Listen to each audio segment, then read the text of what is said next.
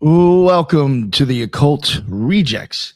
This episode, we got a couple of rejects with us and a returning guest. I had a good time with him last time, and I really like to get him back on again. I think he presents topics rather well, and they're interesting. And this one definitely caught my attention. But before we introduce Brad, let me introduce the other rejects. Jules, sir, what is going on? How are you? I'm muted. There we go. Had to unmute myself. Nick, I'm doing good. Thanks for inviting me on another Friday night banger. Guys, what's up? I'm Jules, host of the Greypilled podcast. You know me, the Mississippi Mystic, the handsome Hierophant, Elohim etymologist. I go by many titles. Go follow me on X at greypilledpod. Also, patreon.com/greypilledpodcast. Doing a lot of stuff over there. Gods of the Morning Wood will be Sunday morning, since we will be joined by Styan Fox from the Greyhorn Pagans podcast tomorrow at noon. But yeah, if y'all want to support the show, go to Patreon or greypilled.printify.me. I moved all the designs from Shopify over to Printify. I don't really care about the Shopify.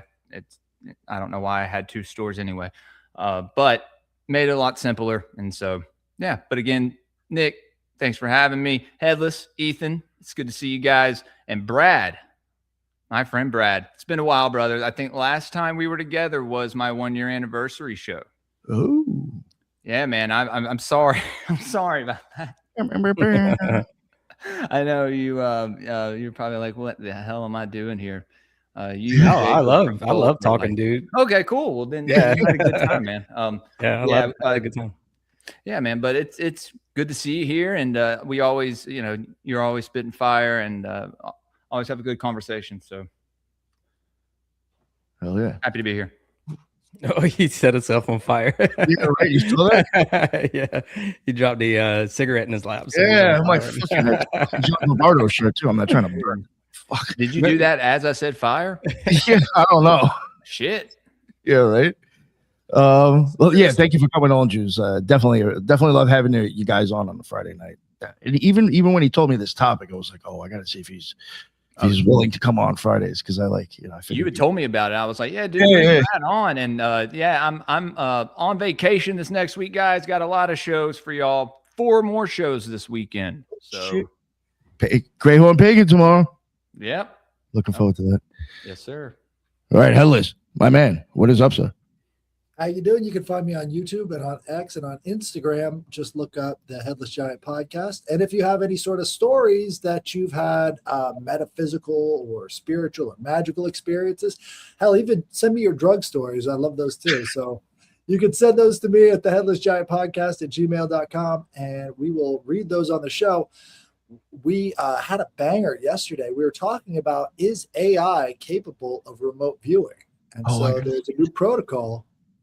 And so it's called Fast Fourier Transforms. Check out that episode from yesterday, and we're going to start trying to see if we can maybe out remote view the AI on the show. Yeah, so that'll be a fun time. I got to remember that over this weekend. I got to try to see if I can put that prompt in and see what it fucking does on my end. It could be fucking wild. Yeah, but thank you for coming on, Hillis. Always appreciate it. And my man Ethan Indigo, what is up, bud? Prolific writer of the Occult Rejects. Yeah, well, peace, you guys. I was gonna say I really am. I've been enjoying your Play-Doh video that you just dropped, and you guys. I was enjoying your Rustic Gods last episode too, by the way. So I gotta finish the Play-Doh episode. Dude, come join us for the next one, dude. I need to. I need to. Oh, you know what, Joe? It's so early for him though. That's probably the problem. It'd be like this next week. Like I said, I'm on vacation, so Headless, we can do shit in the middle of the day if you like, man. Yeah, cool, definitely. Cool. Yeah, just let you guys know. Hasn't aligned. Yeah, just let you guys know in the GCs. Yeah. So just wanted to let people know too to check those out if they haven't. So Ethan Smith, I'm gonna be exploring a little sacred geometry coming up here. I got a little idea, and I have it written on that extensively and other subjects. And Brad, appreciate you being here, and thank you guys again so much for everything. No, thank you for coming on, sir. I always appreciate it. Thank you for plugging the Play-Doh. I appreciate that. For people who may not check out the solo show, I do. Check them out. There's a lot of information in the motherfuckers. It's almost not worth doing. But no, I love doing it. So unfortunately. Yeah, thank you again, Ethan. I appreciate that plug. And Brad, please, finally to the guest. Brad, we got Brad from the Awaken podcast. Like I said before, he was on once again. If you haven't listened to it, go back and check it out. I can promise you it was a banger. Brad, please let everybody know what's up with you and where they can find all of your amazing stuff. Yeah, Nick, thanks for having me, dude. And thanks to all you guys for always being so welcoming. Last time I had a great time talking to you guys. I talked to Jules a while back, like he said, about a year ago on his podcast for his 1 year anniversary. So it's been a while since I talked to a lot of you guys. I talked to Headless back in like December, maybe November. I can't remember exactly when, but I'm always happy to be here, man, because I love being in the conversation with open-minded people. You know, a lot of times when you get on these shows, if you say one thing off the reservation, people lose their crap on you, dude. You know what I mean? Yeah. And so it's always interesting to read the comments. You know, people are very, trigger word happy. So if you say the earth is round, they go, "Oh my God, dude."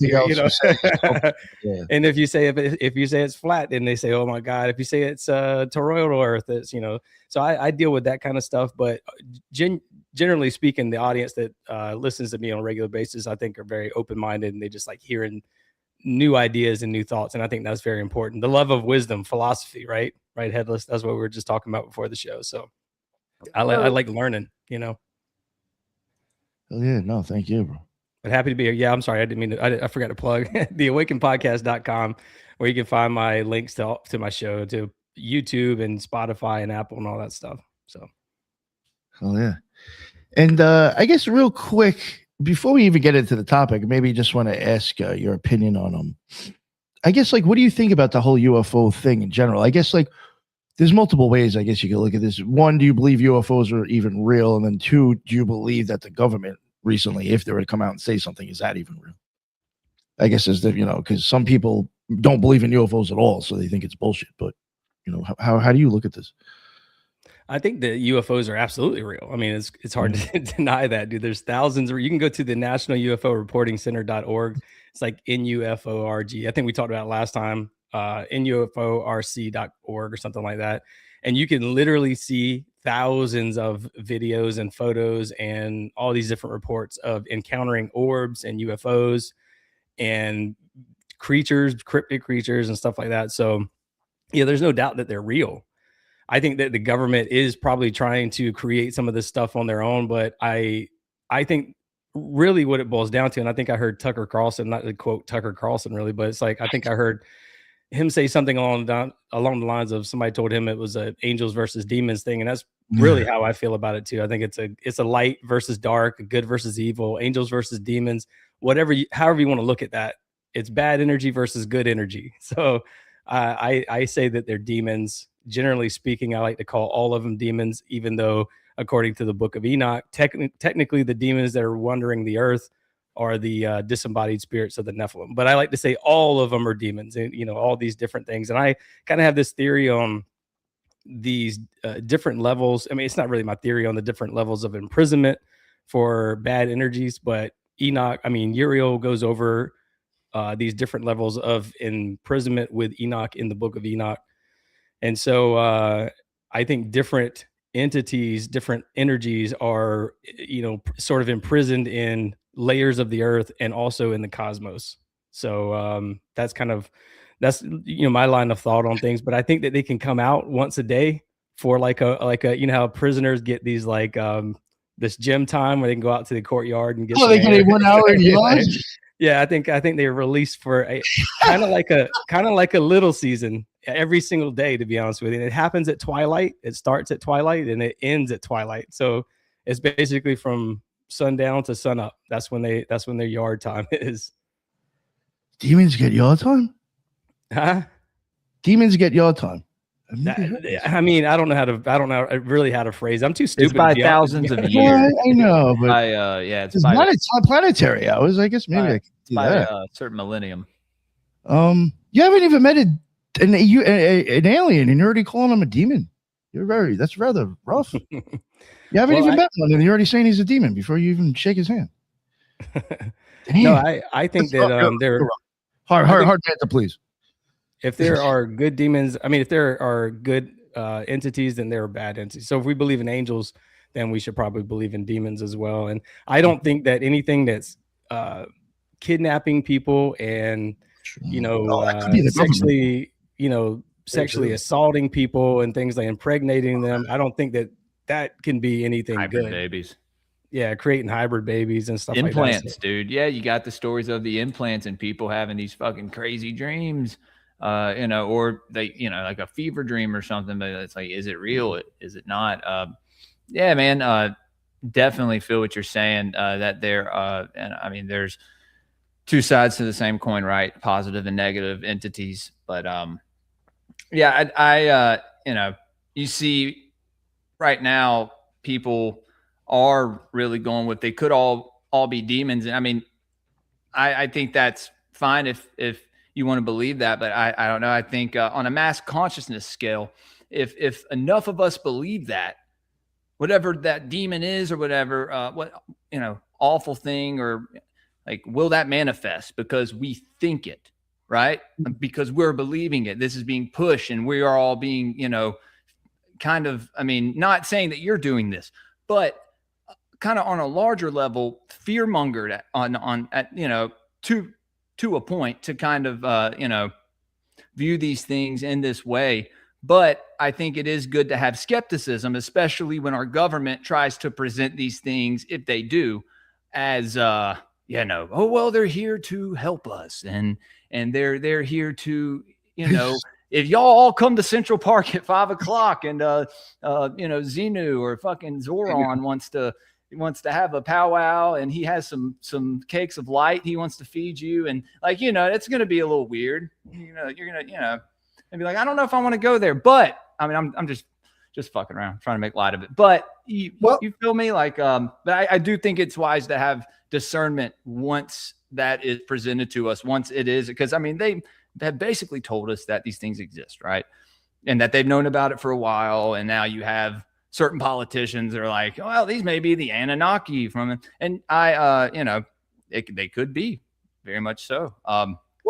I think something that's revealing about the latest sort of iteration of the UFO thing is they're calling it atmospheric phenomenon, right? And that kind of goes into what the whole sun relationship is. So there have been lots and lots of sightings during broad daylight, but it's a different kind of thing than what you see at night, right? At night, you see like much bigger ships that are closer to the ground and all the rest of this stuff. But at night, you see these tiny little orbs, or you see these weird mechanical things in the sky.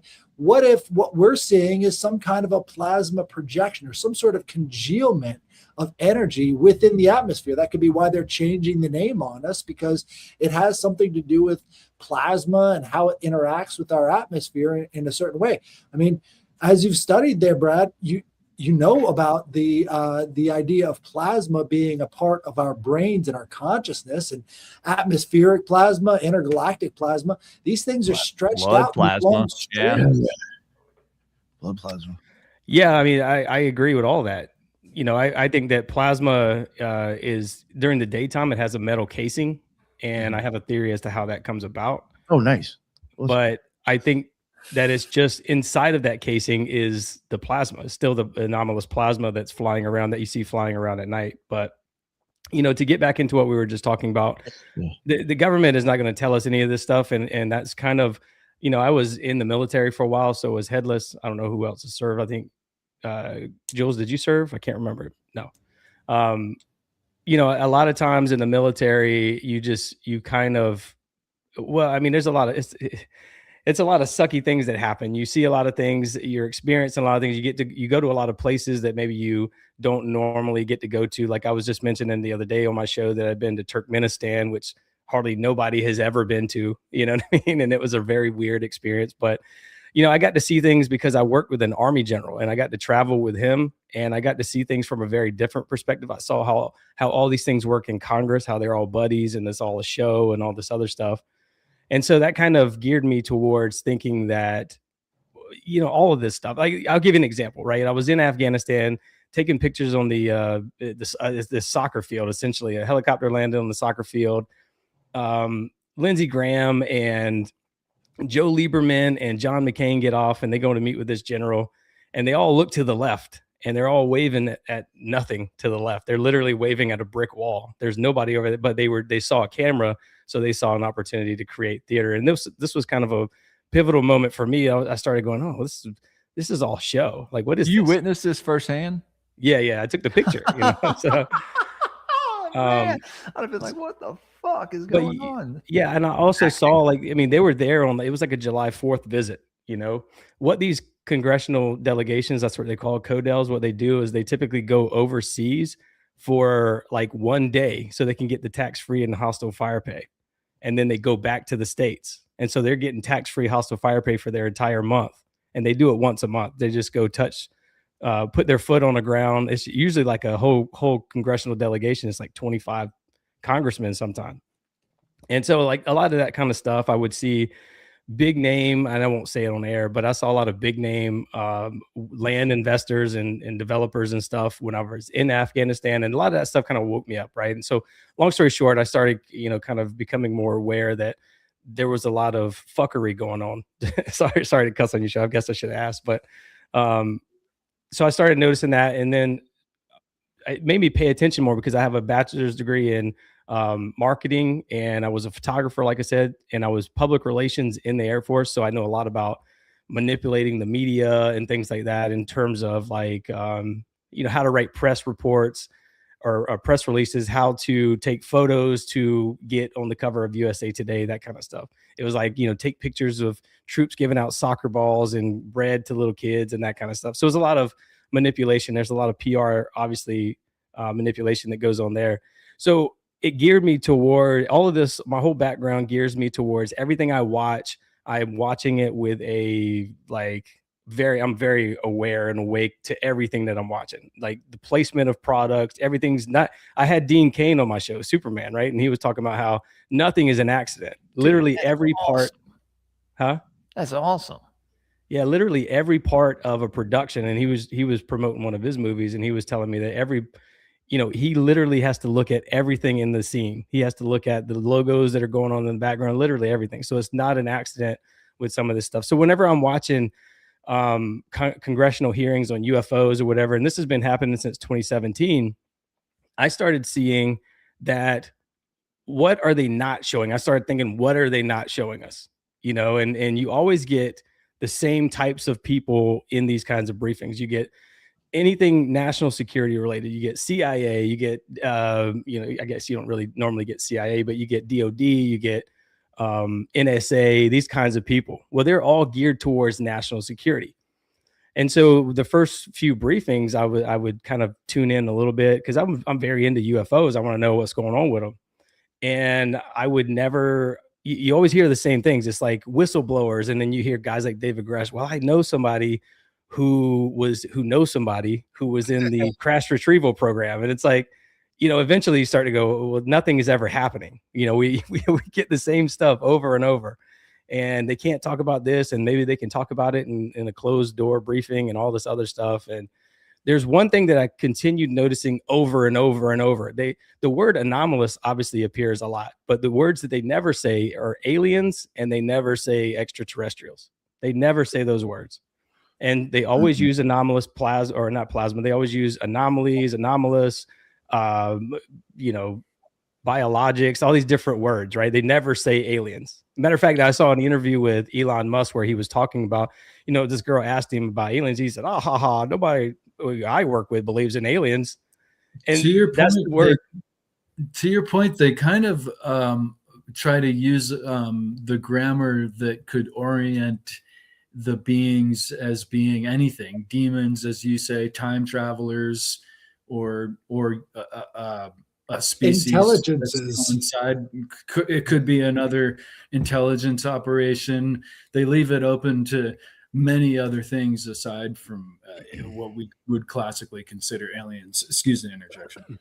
Sure, man, no problem. But yeah, that's what they use certain words a lot of times is to get us off the path, throw the dogs off the scent kind of a thing. They use code words and pseudonyms and all these different things. So when we go to search these things like the Epstein files, we're never going to search for Hawaii Barry at gmail.com, right? Which might be Barack Obama's, pseudonym or something like that. We won't search that, but we'll search Barack Obama or something. So we'll be specifically looking for Barack Obama at whitehouse.gov or Donald Trump at whitehouse.gov. Meanwhile, they're using all these different, this was discovered whenever the Hillary Clinton 33,000 emails scandal where she wiped her server clean. They discovered that I can't remember the lady's name. 33. Yeah, 33,000 emails, right?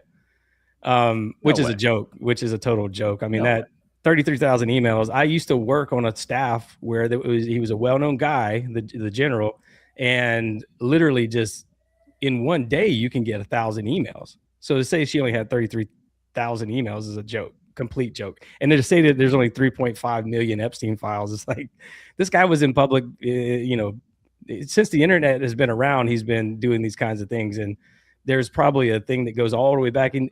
I mean, being a socialite like this guy Epstein was, that's their whole thing. That's what they do. They don't have a job. They don't dig ditches. They don't grow food. They don't. He used some chat forums, dude. Like some public. Back in the internet days. And the thing is like all these other people. Now, if you pull on the Bill Gates thread, then now you got millions of more emails, and then millions. So they say there's only 30 or 3.5 million is a joke, but the point is though they use a lot of language to mask what they're doing, and so they're very specific with words. They know how to play this game. Elon Musk, he's a defense contractor. He's never going to go say these specific words, but so I started noticing that they weren't saying specific words, but they would say unidentified aerial phenomena, but they never have anybody from the Department of Energy. They never have anybody from the Department of Interior, so the Department of Interior they oversee like coastlines and obviously crust and mantle and volcanoes and all these other national parks and all this other stuff. Well, if UFOs are flying into volcanoes, then maybe you should ask the people who oversee the volcanoes, right? Or maybe ask somebody from the Department of Energy what this aerial phenomena is hovering over nuclear facilities. Right. So like from what I understand, the DOE, Department of Energy, is one of the most secretive institutions within the U.S. government. I got a guy. Probably because of this. Black Labs Rob. I don't know if y'all know him. He went on NDS over a year ago, and then he came on my show, and friends now. We can get him on the Occult Rejects probably. Shout out Rob. But he was in the Department of Energy. And kind of somewhat of a whistleblower, I guess. Well, I mean, if they're not saying, hey, this is specifically happening, they're not a whistleblower. You know what I mean? They're just saying, well, I know this guy who knows a guy. And so that's kind of what I mean. It's like, if you're not saying, none of these people are saying anything. If you ever notice that, they're just saying, like, I hear what you're saying. What's the guy's name again, man? Lou Elizondo. Since 2017, he's been, he's been every year. Disclosure is going to happen in 2018. Disclosure is going to happen in 2019, in 2022, in 2025, in 2020. They keep moving the ball down the road. But the thing is the fake invasion schedule for 27. Have you guys heard? Have you seen this, Brent? Have you guys heard that? A fake invasion? No, I mean, I hear them all the time. It's like, I don't even. It's like because their job is to literally put out propaganda. You got to think about somebody like Lou Elizondo. His job was in charge of special access programs. Now, these are above top secret clearance. These are above TSSCI, which is SCI is basically compartmentalized. So Headless and I could have been sitting in the same office together, but we have different SCI clearances, and we couldn't know exactly what each other were doing. We could literally be elbow to elbow and not be able to look at each other's screens, that kind of stuff.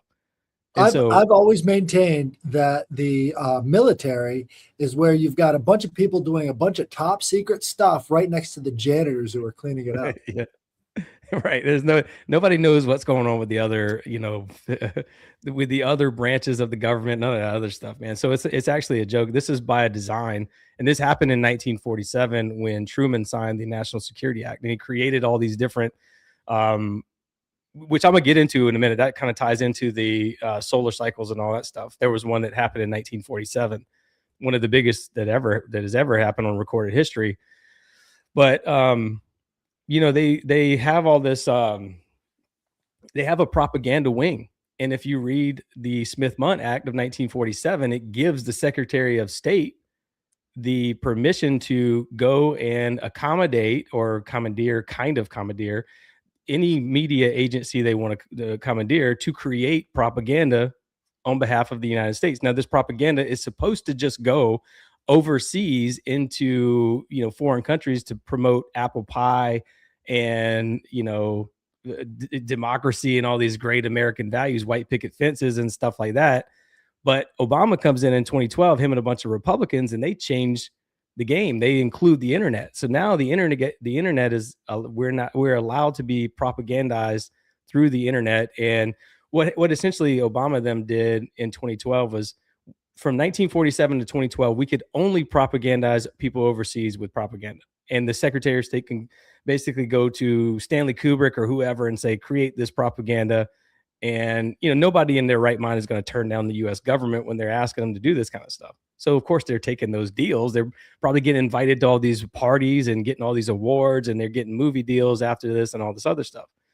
So in 2012, basically, Obama and them said, well, the internet is kind of hard to basically all American citizens are going to be catching strays, right? They're going to be getting all this propaganda somehow anyways. So let's go ahead and allow this propaganda to infect the American public. And so what happens is the U.S. government can create this propaganda, and New York Times and anybody else can go and access this propaganda anytime they want. And so we never know what's propagandized and what's not. Is literally they can just go pull whatever. And this is why you saw the Twitter files happening, all the stuff with the Twitter files. I mean, all these different non-governmental organizations and all these different educational institutions and branches of government. May I ask, what years did you serve, and did you see this change occur, or did you see the aftermath? And I wonder, I mean, you said you dealt in press releases, and those can be innocently enough propaganda material, but I wonder if you noticed maybe some contrast to maybe that innocent propaganda to what you're referring to. Thank you for sharing that too. Well, I think with like Alex Jones is very prophetic by naming his company InfoWars, because that's what it is. It's an information war. To me, World War III is an information war, which is what we're going through right now. And the 2012 Smith-Mundt Modernization Act with Obama and them, they basically kicked the doors down and allowed all this propaganda to just flood the world. And so again, this is why we get movies like the Disclosure movie that just happened with the Dan Farah guy, right? Who was the understudy for Steven Spielberg, right? For a long time. And everybody knows Steven Spielberg has had J. Allen Hynek and all these other, he's had some kind of access to government for all of his movies. J. Allen Hynek's son, by the way, was the creator of the cloaking device for The Predator, the movie The Predator. He won an Oscar for that or something. So these people know what's going on. They know all about these cloaking technologies and all these other things. But Dan Farrell was the understudy for Steven Spielberg, and he did Ready Player One and all these other movies with him, basically as his producer. So his first movie he ever directed was this Disclosure movie that just came out. And who's in the movie? Marco Rubio. And again, Marco Rubio is in charge of the propaganda wing of the government. A lot of people just don't know we even have a propaganda wing. It's called the U.S. Agency for Global Media. Marco Rubio is in charge of that. So again, think about this, man. You're a young director and you want to make your name well known. And they come up to you and go, hey, we want you to do a movie. You're not going to turn it down because you're getting access to, CIA directors and all these other different people, like people you and I could never get access to. And so what they do is, I would imagine they go, hey man, you do this for us, we'll give you Patriot Award. Dude, when I was working for this general, I was like, every night of the week we were at some kind of a function. There was some group or organization giving an award to somebody for something. And so like Monday through Friday, we would be at these like dinners, the Patriot Award dinner or the this award dinner or the that award dinner. And it was just like a circle jerk, man. They love being around each other. They love being around their politician friends. I would see people like Tom Brokaw and Julia Roberts and all these kinds of people at these types of events. And, it was just like that was one of my eye-opening things. It was like, oh, they're just like, they just give each other awards. And this is how they continue to get these roles and these jobs. And I would be approached by people all the time at these events because I work for the guy I work for. They would come up to me and they go, hey man, we want to take you, we want you to go to George Washington University, or we give you a contract to go back to Afghanistan making $200,000 a year. So they do this kind of stuff. And this is their whole role. They're socialites. They don't do anything real. They're literally just making connections. And so they're not doing anything of substance whatsoever. And this is what Jeffrey Epstein was. He was just one of these guys that put on these events and go to these different functions and put celebrities together with, and these people love this because let's be honest, being in a room full of like well-known people, it's pretty cool. It would be pretty cool to be hanging out with, some of these people, or at least like to normal people like us. It'd be pretty cool, especially if, like, let's say you're a sports fan and you got one of your favorite sports athletes in there with you, you'd be like, all right, that's pretty cool. So I think the rub of it is they go, hey, you can have all of this, or if you don't, we're gonna. No, man, all my heroes are dead. So yeah. I don't like anybody, by the way. Yeah, I'm not a fan of any of the celebs nowadays. But I mean, obviously, it'd be something to be in a room with them. I'd probably be asking them crazy questions. I get thrown out, definitely. Well, you always have to sit up proper and how you doing? I very like proper all the time and put on a show and all this. It's just disgusting, man. But the point is like it's either that or you get audited and you're blackballed from all of Hollywood and all this other stuff. So guys like Dan Farah are like, all right, this sounds like a pretty good deal for me. I could be the next Steven Spielberg, and he's going to kind of pass the baton on to me. So point is, though, like I said, man, you don't see anybody talking about like, the nuclear weapons facilities and the UFOs that are accessing this. You don't see them talking about like these reactors and these advanced technologies and this waste management of nuclear waste and all this stuff. You don't see him talking about like energy policies and they're never asking people from Oak Ridge to come testify. They're not talking to anybody from Los Alamos National Lab, or they're not talking about particle physics or anything like that in these. But literally all of that is the only conversation that needs to be had. None of it has anything to do with national security. I mean, I guess there could be I just saw somebody's comment. I love Brad Lail's hat. Thanks. This is Tampa Bay Rays hat. I'm a Rays fan. But yeah, literally nobody has ever is talking to the DOE or the DOI, and they could probably have somebody from DOD. They could probably have somebody from NSA answering some national security questions, sure, but that is all that the briefings are about. You'll never get anything of substance when you watch these briefings whatsoever. They are literally just a show. It's a carnival. That's like distraction. They're never going to give you anything real in these conversations. It might sound cool. They might say, well, this is a Tic Tac video. It's like, yeah, we've seen these things, man. I'm 43 years old. I've seen this shit my whole life. Like none of this is new. Okay. Yeah, like same shit over and over, just rebranded.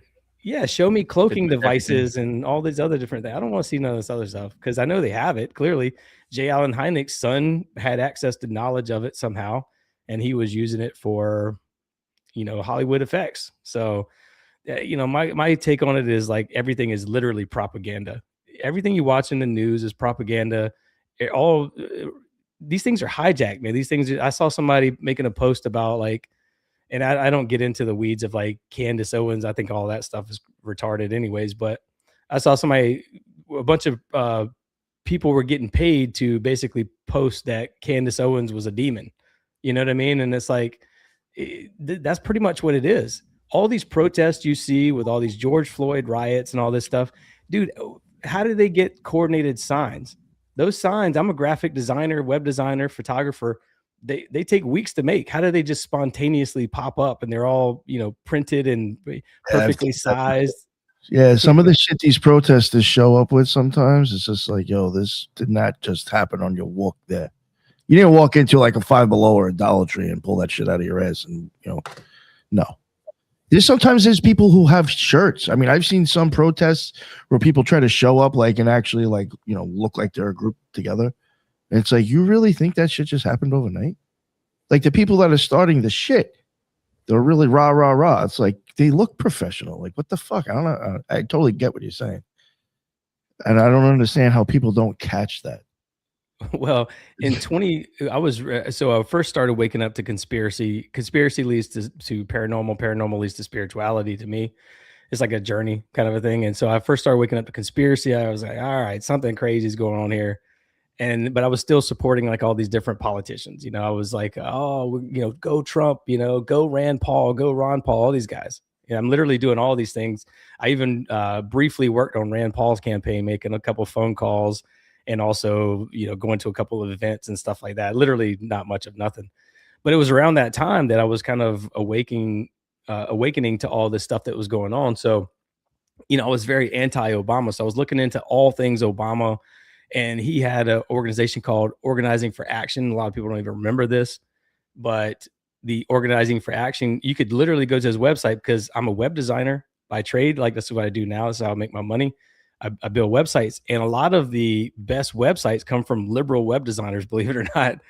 There's not a lot of, you know, burly rednecks like me out there, you know, like building websites. So like, I'm literally going to these different websites. I went to OFA to kind of get some design ideas, and I was looking around. And it was just very weird, man. It was like, sign up for these pamphlets. And it was basically these pamphlets on how to create chaos, essentially. It was literally like, I remember I was signed up for one because it was so weird. I was like, what is this? I put my email in, and they sent me a PDF. And I swear to God, I had this PDF for many years up until I started podcasting. It just literally disappeared. But it was essentially like, and how to, where to go for signs, where to go for, here's this press release, use this, where to sit when you go to a congressional briefing, let's say like on the Senate Armed Services Committee hearing on UFOs or whatever, and spread out throughout the room. That way, when you start yelling and this person starts yelling over here, it looks like everybody's shouting in the whole room. It's literally those kind of like tactics. Those are communist tactics. And Breitbart called onto it as well. This was right after I noticed it. Breitbart put out an article on it. This was right before they basically got wiped off the internet, Breitbart. And because they were killing it. They were like the #1 website in the world for any kind of news and everything. And Breitbart, and by the way, I met him in 2009, Andrew Breitbart, at one of those functions, believe it or not. But actually, this was like a conservative function. So it was for a Medal of Honor recipient. So I wouldn't say it was one of the same kinds of functions. But, you know, Breitbart put out the article, and then OFA disappeared. It became Obama for America. And Organizing for Action was bought by George Soros, or basically taken over by George Soros. And it's ran by Eric Holder right now. So it still exists. It just has a different name. But this whole organization, that's what they do. They literally pay people to go protest, and they have these signs created and all this other stuff. So again, man, these are the kinds of things that I'm awakened to now. At the time I wasn't. I was just kind of like seeing all these things. I see the propaganda here and all this other stuff. And so now I'm fully aware. So whenever I watch anything, television, you know, TV shows, movie shows, whatever, commercials, I'm looking for that, whatever that message is, whatever that propaganda is, you know. Sorry, I'm talking a lot. Good. So I think a lot of people need a basic understanding of the intelligence gathering networks, right? And I think a lot of people skip over the fact that all of that stuff is published, right? So if you want to know how they're doing it, right, it's right there. But the purpose of classification in the first place was to keep away methods from the public, right? Systems and methods had to be kept away from the public. Well, what wouldn't be a part of intelligence gathering, considering the fact that we're all intelligence gathering, you know, machines? Like, we're constantly trying to find patterns. We're constantly noticing different things. It's all part of sort of, you know, at the end of the tube, right, of intelligence gathering, you've got counterintelligence, and then you've got, you know, signals intelligence, all the rest of these different classifications. And we've got so much counterintelligence going on right now. It seems like they're just flooding the zone with it. Nobody can tell what's real and what's not. And I think that was one of the CIA's goals back in the 1980s, is we want to make it to where nobody knows what's real and what's not. Congratulations. Oh yeah, They did their job. I mean, they're doing it very well. Finally here, dude. They have 3,500 people in the U.S. Agency for Global Media. And all of these people are, they have a big budget.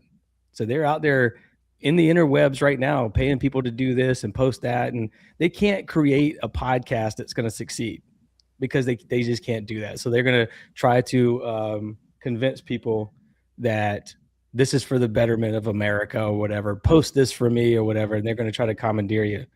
But the real ones, it's really weird, man, because there was a group of people that I loved doing podcasts with, and then all of a sudden, those people they don't do these kinds of shows anymore.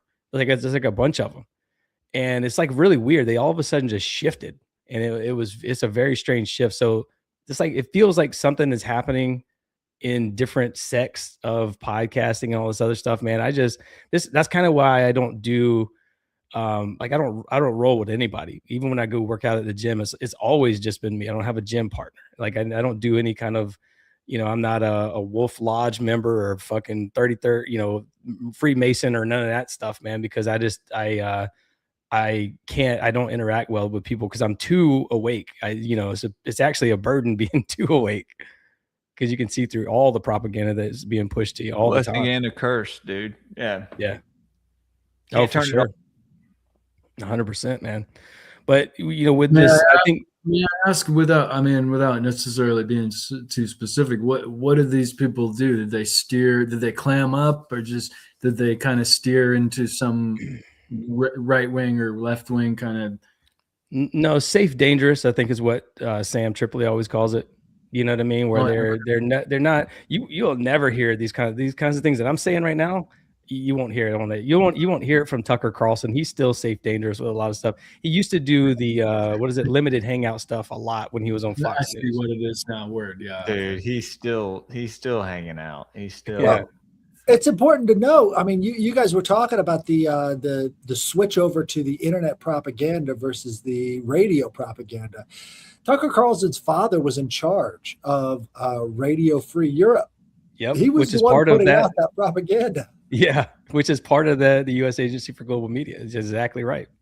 Yeah, good. I wanted to mention there's a Mark Twain quote that goes something like, "If you read the newspapers, you are misinformed. If you don't, you are uninformed. I much prefer the latter."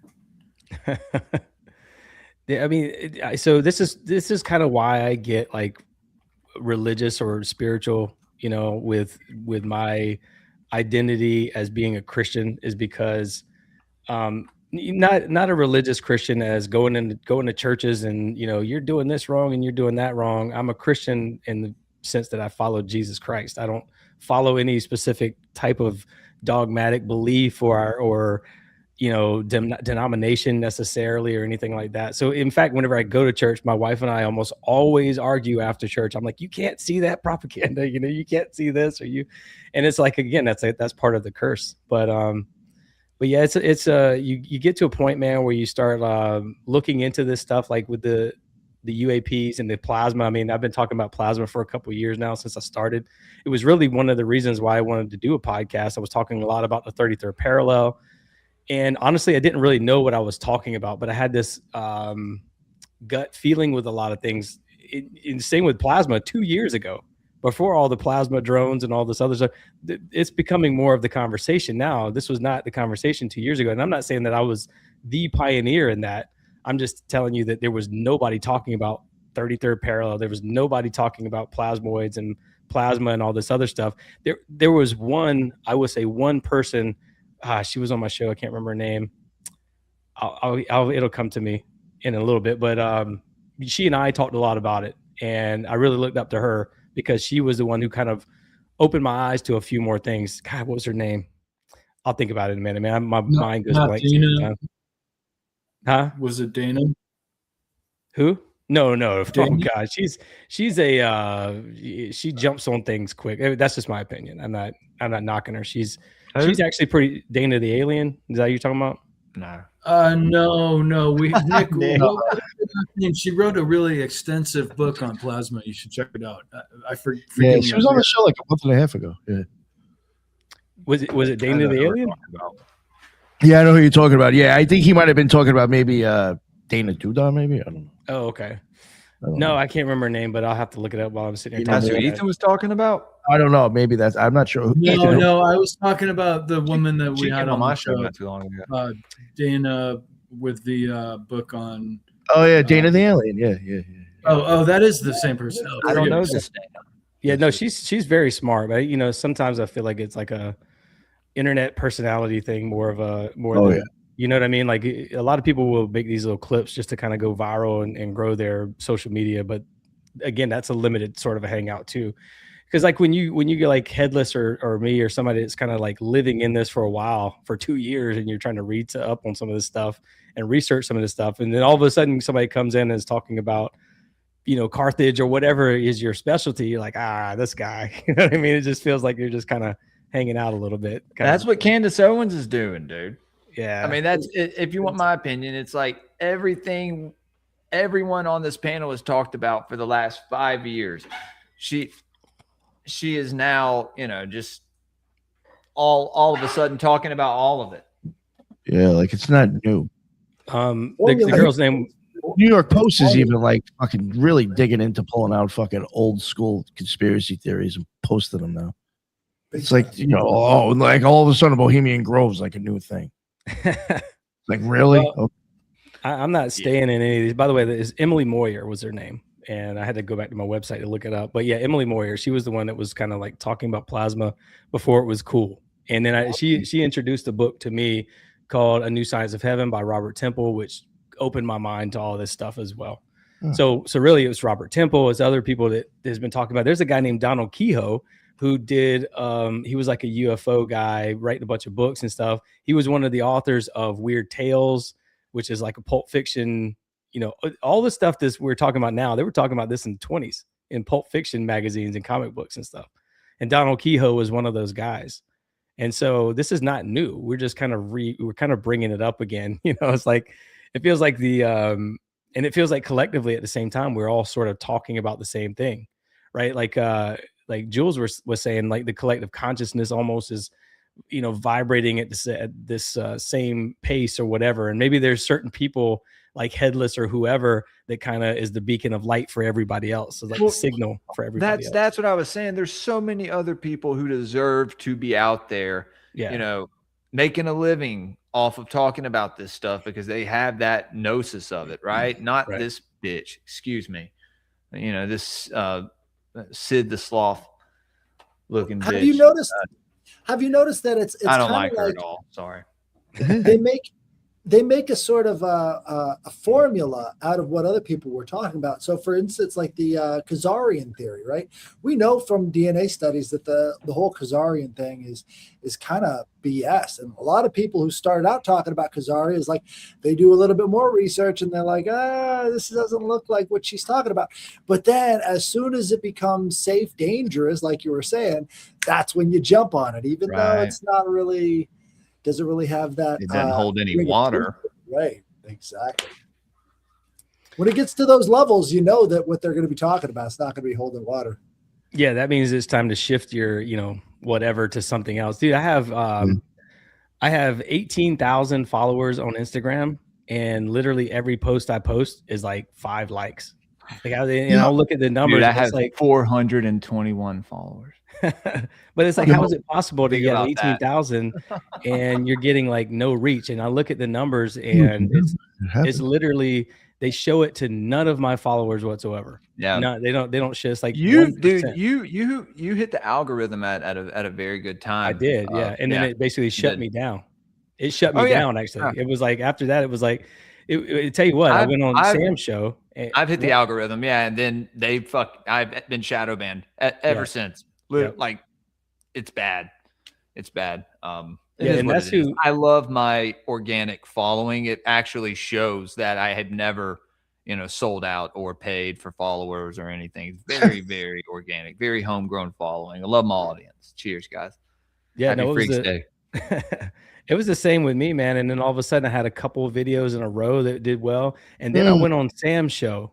And then once I went on Sam's show and he tagged me in a post, it was like it literally just stopped. And I'm not blaming Sam at all. I'm just saying that maybe he's like so shadow banned that anybody connected to him is like, well, time to shadow ban that guy too. You know, it's like, so basically anything I post now, it's embarrassing because the numbers are like 5. You know, some of them will still peek through a little bit, but they hit a wall every single time. They don't go and they hit like 1,000 views and they stop, or they hit 3,000 views and then they stop. And so I had a couple of posts. I remember I even had one on like Twitter that I think they hit 1 million views of like Trump something talking to somebody at like the WHO, and it was like an old video too that people thought was new, and that's why it went viral. And but it had nothing to do with the podcast. You know what I'm saying? And then on my Instagram, there's a bunch of things that you can go see that like I got 500,000 or a lot of fucking views, and it's like video work that I unfortunately not even thinking when I'm making the post has zero shit to do with my show, so it never reflected in that. You know what I'm saying? It's like, all right, I could post something on my podcast, it'll get like 30 likes. I could repost some like stupid shit, or I could film like something with my drone and we'll get like 20. Or say some dumb shit on a very popular video. Yeah. Yeah. Well, but again, this is what happened. Yes, it is cock blocking. Vince said it in the chat. That's exactly what it is. It's literally the government. That's what the Twitter files revealed. It was literally the government saying, hey, I don't like this post. Hey, blacklist this guy. That's literally what they said in all of those files that they released. That's what they were saying to each other. It showed this web, and I can't remember. It might have been Whitney Webb actually that did the web of like all the government organizations and non-government organizations, basically everybody who had their grubby little hands in telling people what to take down. And so like I would imagine they're still doing it very heavily. You know, they didn't stop doing it at Instagram and Facebook and all this other stuff, I'm sure. You know, and to be honest with you, I've always, as a social media guy, like marketing guy, I've been very into this stuff. And one of my other things that woke me up was seeing how they were manipulating the algorithms, because I remember when Comey was testifying about the Hillary Clinton emails, they used to have trending topics on Facebook, and that wasn't trending, despite the fact that everybody in my newsfeed was that's all they could talk about was the Comey files and stuff like that. So I initially hated all these guys, like Mark Zuckerberg, and I still hate them. I think they're all demonic and all this other stuff, but I kind of feel bad for them because of the fact that what if they just wanted to have a company and they didn't want to do all that? I don't know, man. Is Mark in some like Mithras mystery school or something, or like is he doing like fertility rituals under, temples? I don't know. I think he's paid to be a face. You know, I think he knows what he's doing as far as being a puppet or an actor, but I wouldn't say it's kind of what I think about Epstein. Like, yeah, I think he may have been into some like weird, some sex magic, some blood sugar sex magic, tantra stuff. Yeah. But and he was definitely supplying, he was the plug, right? But I do not like, they're pushing this kind of satanic panic thing with the ball bank account. It's not really, I don't think was even like a thing, to be honest with you. I think it was just a misprint for the word bank, maybe, or I don't know. And who knows? Maybe even they did it to fucking troll us. At this point, to be honest with you, it wouldn't surprise me. It's called because so many people are just taking what they give and running with it. Like, then that's the thing, Brad. It's like, are we not conspiracy theorists? You know what I mean? Like, are we not like dude? That's the thing on Greypilled. Like, we've questioned everything since day one, dude. So yeah, there's you've seen that some places, but more so in the main stream. Like, there's certain things like you see it shifting a certain narrative, right? You see it shifting a certain way, and it's like these people. Yeah, we haven't trusted them up until this point. They start to spew the same rhetoric that we've been getting into or have gotten into in the past. And it's like, but we trust them now? I don't know. Man. I don't think so. This would even go along, I guess, to try to even get maybe back to like the UAP stuff. Yeah. That like even with like this type of shit, UFO disclosure or the Epstein list, like probably about a year and a half into when I was like doing this show, I stopped working with the original co-host, and prior to that, he was just very big on covering a lot of topics that just conveniently was always coming from the CIA website. You know, there's always just a lot of stuff on there to find. And I was always like, well, why are you like, we don't trust them, but we trust this.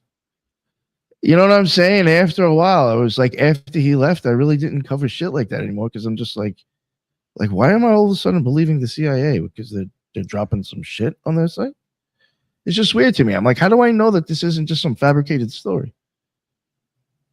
You know, I don't know. I mean, like, it's another thing. I'm not denying certain occultists haven't done fucked up shit, but if you keep repeating the motherfucker's name over and over and over again, you're just keeping him alive. You know, Michael Aquino will be fucking in people's heads fucking how long? People don't want to stop talking about the motherfucker. Who, and again, with him, a lot of his shit comes from the fucking government itself. I just, you know what I'm saying? It's like, you guys want to start if you want to discredit him and take away his power, stop fucking saying his name. Stop grifting off what the sick shit you think he did. You know, you got people out there that like that's their job is to repeat his name for the last 5 years. It's like, yo, you're sucking his dick at this point. You don't even realize it. You know, for money. You're keeping that, like Jules talks a lot about egregores, right? You're keeping that egregore alive of bingo, yeah. Same thing with Baal and Moloch and all these other names. I need a good symbol to brand the egregore, Nick. That's what keeps them alive, is repeating this shit over and over again. Yeah. Well, absolutely. And that's building up the egregore. No, we need a good symbol to brand the egregore. We got to put it on shirts and stuff. So Headless Nick, Ethan, you guys try to, and I'll send you all shirts. Well, also just put some Hand of Sabaziah shirts on the shop, guys. I'm going to try and send some out to y'all. You guys, my fellow co-hosts. If I print some Occult Reject shirts, definitely. I got y'all.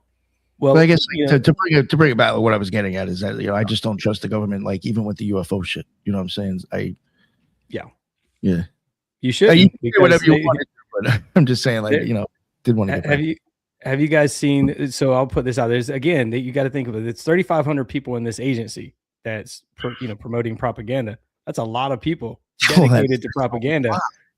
And they're creating these kinds of videos all the time. They're hiring people. There's a video out there called Black Start USA, and I don't know if you guys have seen that yet, but it's by a lady named Petrea Patrick, and it features Erica Kirk, and it also features one of the former CIA heads or something like that in it, and they're talking. I was like, what the fuck is that? I don't know. Kirk, sorry. It's just a joke. It's just a joke. I don't know if y'all saw, but Candace did this like expose called like the bride of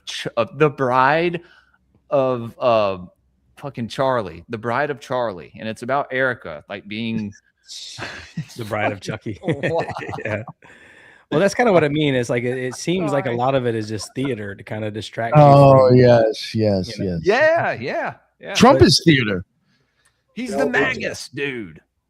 He is the magician putting on the show. That's why Abramovich gave him so much credit. Oh, dude, she loves him, dude. Yeah. Probably fucking flicks her bean to him, man. Sorry, I don't mean to get vulgar. That's a gross Brad. That's disgusting. Forgive me. Yeah, right? That is pretty disgusting. She's gross. I just threw up in my mouth. She is very sad that people think she is this like witch, though. She's like, that artist. Yeah. She's like, I don't worship the devil. She thinks it's funny, at the same time she thinks she's like, it's I have to like have bodyguards. I'm not safe. It's like, damn. Yo, even if you're not, your art is pushing it anyway, and people are gonna think crazy. Well, you can't even be surprised. Maybe you should, no matter what you believe. Put it on film, hanging out with. Never mind. But yeah, man. Yeah, no. I mean, and it's like, yeah, maybe my fault that it's like that. I've talked about her quite a bit. Me and Tomcat did some stuff on her, but that goes back into like, wasn't she assigned like the head of Ukraine or something, or like she was the head of Ukraine education? Yeah. What's up with that? That's when it gets to where it's like, okay, you are the high priestess of some order. Whatever that may be, but like you're being rewarded, obviously, because you're an artist, right? How much- You're not a oh, fucking she- politician, just what's like she doing to Zelensky is control an mine? actor. Just they're all actors, dude. They're all actors. Yeah, I mean, quite literally in this Someone- in this video, quite literally, that's what she did before. She was an actress, right? And she was in this video talking about EMPs and basically what will happen if the grid goes down. So you have to watch it sometime. It's called Black Start USA by Petrea Patrick. But anyhow, that's their biggest concern. Like the CIA, all these organizations, their biggest concern is the sun. They're worried about solar cycles. They're worried about these solar flares coming to Earth because of what happened with the Carrington event in 1857. I think caused the mud flood. I mean, that's a whole nother rabbit hole, but what happens is like every 11 years we have a solar cycle, and in these solar cycles, they have a solar minimum and they have a solar maximum. And the last solar minimum was 2019. The last solar maximum was November 2024 is when it started. And that's when we started seeing all these plasmoids, these anomalous plasmas in the sky. So you can start to kind of you see a repeating pattern. And when you look back over history, all these major milestones where we thought that the world was going to end, where we heard a bunch of propaganda about the world ending, was a solar cycle happening. So 1947 was another major solar storm. And this is when the Roswell crashes happened, which I actually think that the solar storm caused all these things to fall out of the sky, basically. A lot of these anomalous plasmas and things. So they really are worried about these solar storms. And I think what happens is during solar minimum, which is like, basically, I'm gonna try to describe, because I'm too stupid to really be able to process this one, also because I got some notes written down. So I got some notes written down I'm gonna read. Is basically when a solar cycle is when the sun's magnetic field becomes highly tangled. The north and south magnetic poles of the sun flip during solar maximum, and solar maximum is the most active and unstable phase of the solar cycle, and it happens about 5 to 6 years into the solar cycle, which again, the last one we had was in 2024/2025. I was going to say it flipped not too long ago, right? Yeah, and we had one of the craziest solar flares ever hit Earth, not just recently. So you can actually look that up. So what happens is when the sun twists up, it flips its polarity and it just shoots these CMEs, these coronal mass ejections, and these solar flares. This giant plasma balls essentially come hurling at Earth, and they hit the magnetosphere, and it weakens the magnetosphere. Because normally the magnetosphere is like it's just a firmament of Earth. Basically it's a plasma shield of Earth, and normally the solar winds, it protects us from the solar winds, right, from the sun. Well, those solar winds flow in through what's called Birkeland currents down into the north and south pole, and then once they hit the atmosphere, they spread which is called these Peterson currents. So there's a whole process that these things normally take. Well, what happens when the solar flares are happening? It compresses the magnetosphere, and it basically squishes the magnetosphere. And what you would normally see, the auroras in the North Pole and the South Pole, now you're seeing them in Mexico and Texas and Hawaii and places that are much further down on the latitude line. And so we were getting all this anomalous plasma that was flowing into Earth's atmosphere, and it was causing all these complex plasmas to form. And these complex plasmas, I talk about this a lot, how there's like a path that they have to take to come into reality. And it starts with being basically plasma, and then there's a brain in it, which is made of silicon, which is one of the most abundant elements in space. And it kind of acts as this memory chip. So the plasma itself is very intelligent in space, and the plasma in our ionosphere is very intelligent. It wants to form, but it can't form unless it has something to form to, and it needs a lot of energy to get it excited in order to form into something. And so it also needs silicon as like a brain, like a memory chip for it. And then what happens is you get noble gases that interact with this, and it creates this like basically the noble gas acts as the energy for it, and it drives it moves it around. So now you have an intelligent blob that's kind of flying around that's called complex plasma. And this complex plasma needs a magnetic field to essentially stay alive whenever it's in our atmosphere. And so it starts, this is why when you see like ball lightning, there's a lot of videos out there about ball lightning. There's a famous one from Russia or somewhere like that. It's like purple ball going across the train tracks. It needs a lot of energy to stay alive. And so it's when it becomes a complex plasma, it looks like what Jeremy Corbell shared with the jellyfish UFO. Like you can't see it with your bare eyes, but it's a big blob of plasma flying around. And I think it looks for a magnetic field to interact with so it can come into our reality, if that makes any sense. And so it can basically energize itself, fly around, and pull from the putrefied ions of dead animals and metamaterials and things that are in the sky or in the swamps or whatever. And then they form into something. They come into our reality. This is why I think that Bigfoot looks like or smells terrible. He looks like all these different animals and stuff, is because it's putrefied remains. So the dead animal ions are just kind of floating around. And then a UAP, or orb, or a plasma ball, or a ball lightning, whatever you want to call it, basically electrifies, and it starts pulling these things in, and it forms quickly into something. And dude, the funny thing is I'm looking into the J. Allen Hynek investigation of the 1966 Michigan sightings right now. And this is the famous swamp gas story, where everybody's heard the swamp gas story, right?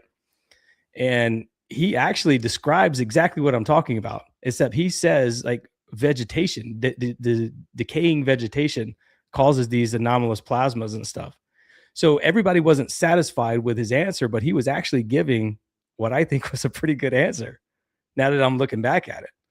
So essentially, when that magnetosphere is compressed and there's a lot of plasma flowing into, a lot of hot energized plasma coming from the sun, flowing into the environment, flowing into the ionosphere, it's creating these little shoot-offs, these little, quick forming complex plasmas, these orbs. And they're finding magnetic fields to turn into in order to stay in our reality. And I think this is why they go down into underground bases, and this is why they go into the ocean, and this is why they go into volcanoes. They're trying to hide from the sun because the sun disperses them back into this plasma state. It essentially just disintegrates them back into that plasma state.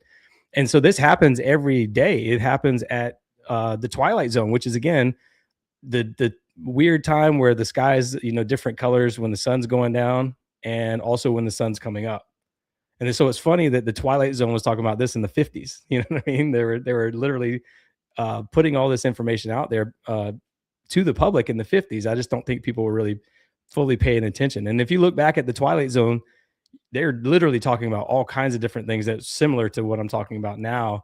And they're talking about UFOs, and they're talking about energy. And they even had organizations back in the 50s that were called like unidentified aerial phenomena and all these other words that we think are new words, but they're actually like 70-year-old words. So the Twilight Zone is the very important part of the day where these things have a small window of time to come into our reality. And then they basically disappear as the sun. Once the sun comes up, it's like vampires. They're gone again. And so they're trying everything they can to stay in our reality. During the day, they come out, they have this metal casing around them, these spheres, these boogospheres and all this stuff you see. They have a metal casing because it's essentially, I think, a plasma intelligence that's inside of that. And these things are very intelligent. These plasmas are very intelligent. They've been around for billions of years. They've been witnessing everything that's been going on Earth for billions of years. They're recording it. They're storing it in silicon. And they are literally trying everything they can to get into our reality. Now, part of me being a Christian, and once you read the book of Enoch and all this other stuff, then it starts to even make more sense. I mean, the Bible and the extra biblical texts really come alive when you read things from a plasma. Headless was talking about on my show about clouds, and you see a lot about lightning and stars and all this other stuff. And lightning is plasma, stars are plasma, all this other, they're telling us this. They just didn't know what the words to use were back then, or at least they've changed the words since then, which I think has actually happened. I don't think it's always been called plasma. I think it was actually ether. I think ether is the fifth element that we aren't taught about, and they just changed the name to plasma. So that's a whole nother thing. I mean, I'm not scientific enough to explain myself with that. That's just what I believe. Well, I think what you're touching on is all about magnetics and electricity, right? And what we're seeing now is that the core of the Earth is slowing down. We get our magnetosphere that basically repels a lot of the particles coming from the magnetized plasma particles coming from the sun. It's slowing down, right? That's actually a physics problem because you need to have it slowing down so that it can maintain in the future. This is why we have these pole shifts. Well, if it's slowing down and coming to a stop, that's going to create that pole shift. I don't know if you've ever seen it, but it's the tennis racket theorem, right? So the tennis racket theorem is where you spin a tennis racket, throw it up into the air, the handle's going to switch sides, right? That's what's happening when you're talking about the inside of the Earth. The polar shift is going to switch sides. So, every couple hundred years or a couple thousand years, you get these major polar shifts because it's baked into the physics of the Earth itself. Now, one thing I think is pretty interesting when it comes to the twilight period is this right here. Right, so this is also there at dawn. Have you guys ever seen the green flash that goes on when you're watching the sunset over the ocean or whatever? So if you're on the West Coast, right, when the sun drops down to a certain point, it refracts off of the atmosphere so much so that the yellow finally combines with the blue. Nobody thinks about it, but if this blue has any sort of connection with that yellow, it's going to make a green, but there is no green in our atmosphere. So there is a separation between the yellow and blue in the atmosphere to such a point that the only time you ever catch the green in the atmosphere is at this green flash, right at that perfect magic hour as the sun's just dropping down over the horizon. And it doesn't always happen either, but there are definitely strange things, concrete physical phenomena that goes on at sunset and at sunrise as well. So you've got a lot of that happening, and those all have electromagnetic properties that aren't necessarily being fully explored because the magic of the sunset is basically lost for everybody now. They're all just inside watching TV and stuff. Yeah, and the different glows that you see, the different colors, they're gases that are being the excitement's happening within these gases, and you're seeing the colors you're seeing is the photon of light as they're going back to their normal state. It's losing a photon of light, which is blue or green or red, and they correlate to argon and oxygen and all this other stuff. So we're seeing like the burn off of natural gases, or some natural gases. Not all of them are natural gases, or I'm sorry, noble gases. So this is the green flash. It's only about 40 seconds. Yeah, let's see. Come on, load.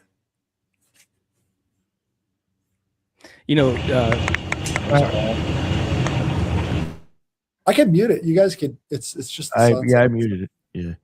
So it's funny because when they say the word non-human intelligence, the government says that they're being very specific. They're telling you what it is. They're saying non-human intelligence. We just don't know what that is. But you and I know, right? Mm-hmm. Headless. I mean, some of us who are into plasma knows that's what plasma is. It's non-human intelligence. It's literally an intelligent life form that just doesn't have a vessel, if you will. Yeah, it was. Way to look at it. That's the only thing you can get into the atmosphere when the sun is going down. Just that little tiny sliver. That's the only time you're going to see green up in the sky, which is kind of interesting, Well, you do see it from the burn off of from the excitement from the air glow of argon, which is you see it at the poles. The basically. aurora borealis. Yeah. Yeah. That's when you see it. Yeah, I think argon might be. Yeah. So that's I mean, to the gods, dude. I just think that I think that they are worried about populations because, like in 2019, right after the solar minimum. I mean. So when the solar minimum happens, that's the least volatile time. And to me, this is their planning phase. This is the global elites or whoever you want to call them's planning phase to depopulate the world. And 2019, I think that they were like, hey, we got to reduce populations. You got the big event coming up in 2024, 2025. They were worried about like a major solar flare that was going to hit. And it did hit. And it did cause flooding. And it did cause hurricanes. And it did cause I mean, look at what happened in wildfires. Now I know that some of the wildfires were probably started by direct energy weapons and stuff like that, right? But it's like it caused a lot of chaos around the world. We just didn't pay much attention. It was causing flooding in Texas, North Carolina, all these other places. Yeah. So solar flares did have an effect on the environment, and it literally affects your pineal gland whenever those solar storms are happening. It like gives you this fight or flight response, and you start having these crazy dreams. You get like a lot of migraines. There's a lot of weird psychological things that happen as well. A lot of people started to wake up then. This happens every 11 years. The next one's going to be 2036. You're going to see another awakening where people kind of wake up to things, and then you'll see a die off. And you can kind of see that die off now, where people are kind of like not really concerned about it anymore. They were very concerned in 2024, 2025. Now it's starting to kind of trickle away. Now, I still do believe that some people are waking up, of course, but I feel like it's kind of going back to the way it was a little bit. I hope it doesn't. I hope the door is kicked down and we continue to talk about all this amazing stuff and people are held accountable and all this other stuff. But, I think that we're getting to a point where these people just know, these brainiacs, these nerds are sitting in a room and they're looking at the weather and they're like, oh, these things are going to happen. We got to reduce populations. When's the next solar minimum? 2030, which is Agenda 2030. So, of course, they're going to try to reduce populations again around that time in preparation for 2036. Because I really believe that solar flares, their biggest fear in the world, their national security concern is solar flares. I really believe that that's their biggest concern in the world.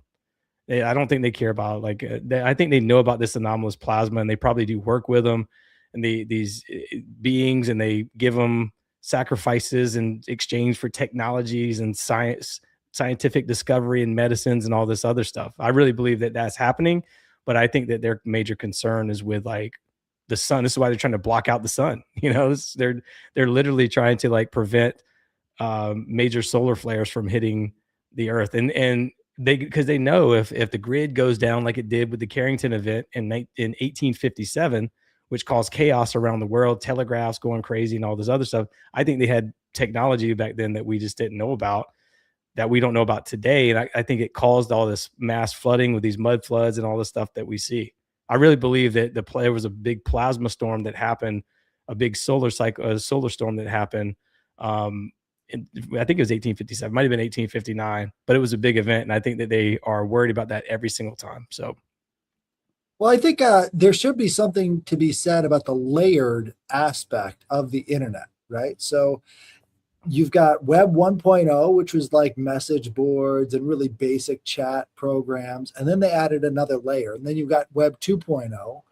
And this is where you've got social media. But every time they're adding a layer in there, that's another control structure. So now they get to control what you see in the feed, and now they determine what goes up and what comes down. And then you've got the third layer, which I guess that's AI, right? I mean, so you've got now AI making these determinations instead of a physical person that is now filtering out these different layers of information for you. So like you were saying, it is an info war. And every time they're building up a new layer, that's billions and billions and billions of dollars in investment in how to control people's minds. What happens if we get hit by a solar flare? All of that is gone in a heartbeat. So as we interact with these machines, it's a cybernetic process. So the machines are reacting to us. It's becoming better at creating new layers of control. And we are acting with the machines. There's a cybernetic relationship there. And that whole relationship immediately vanishes as soon as we have that solar output, as well as, this is probably what the government's more interested in is using these different layers as control, as opposed to, well, all of the hospitals go down, all of our food production goes down, all the rest of that. I mean, a die-off event like that, you would want to have as many people dead before that happens as possible, so that you've got a lot less to clean up afterwards, because those people are going to be angry and they're going to be trying to take whatever they can get. I mean, pulling bricks out of walls and stuff. But we see the same cycles happening over and over and over again with all these different empires. They seem to rise in certain times and then they fall in other times. Even the nature of the sun itself, right? The soul right? It has something to do, like if you look at astrology, you're known by your sun sign, right? The soul sign.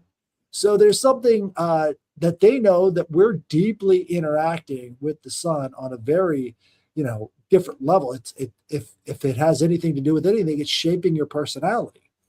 So what we're looking at is sort of like how they can manipulate the most basic framework for humankind. We had a show earlier about the aura, right? And the aura is best talked about as sort of like a low energy plasma that sort of exists around you, and it organizes based off of the thoughts that you're having.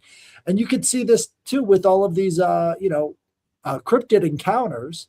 There's a strange energy that's given off from them or stolen from the person that is interacting with them. They're having an aura interaction there. So if you can control the sun and how it interacts with humans, you can really control the destiny of the entire planet.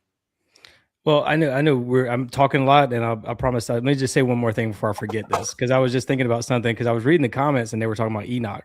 Now, I mentioned earlier that the archangel Uriel had a conversation with Enoch about cataclysms, essentially. And he's like, Enoch's witnessing all this crazy stuff that the Nephilim are doing and the fallen angels. And he's like, hey, what's going to be done about this? And he asked Uriel this, and Uriel's like, hey, don't worry about that.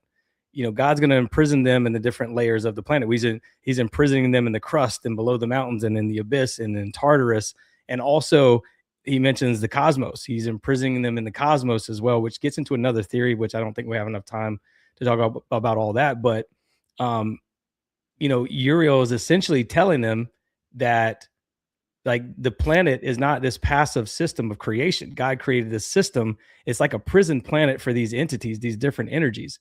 And when the buildup of energy becomes too much, the righteous souls reach out on behalf of the righteous souls of the dead, meaning that even those who die, like Cain, like Abel from the Bible, when he died, he was on earth. He was basically imprisoned on earth in a place of rest. So this is why they say rest in peace, because it's like a waiting room. It's like a peaceful waiting room until Judgment Day comes.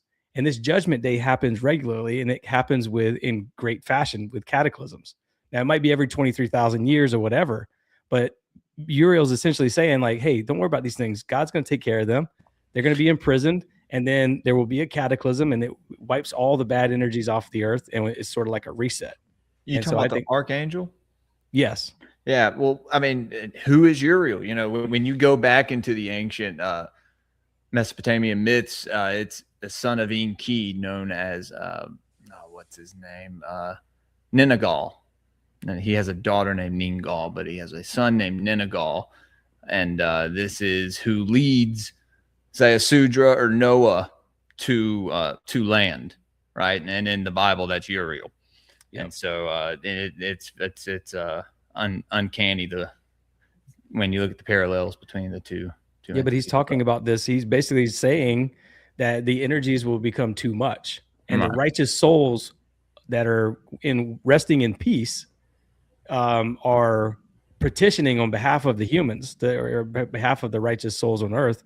And they're saying, all right, God, the judgment needs to happen right now. These things need to happen because it's becoming too much. The negative energy has become too much, and earth can't take it anymore. And, that's essentially when or at least that's what is believed to be, according to Enoch. According to the book of Enoch. So we have to transmute that energy, man. That's what the humans are. We're beacons, right? Like, we are these energy, these forms of energy that we can, I think that is possible, but I see in a lot of near-death experiences, they talk about humans having kind of a tornado reaching up to the sky. As they're looking at them, there's like an energy tornado coming up from humans that is connecting to something higher, some sort of higher intelligence or something like that. And if you think about the travel down the tunnel of light, right? That's almost like the middle of a tornado. And so you've got that sort of tornado aspect to our being. Like, there's so much about ourselves that we don't fully understand. And all of it comes down to, where is this energy coming from that is sort of creating life itself? And Is it connected to the sky? Is there some sort of a cosmic radiation field that is now connecting the earth to the heavens? And that's in all of the mythology. It's all about Father Sky and Mother Earth.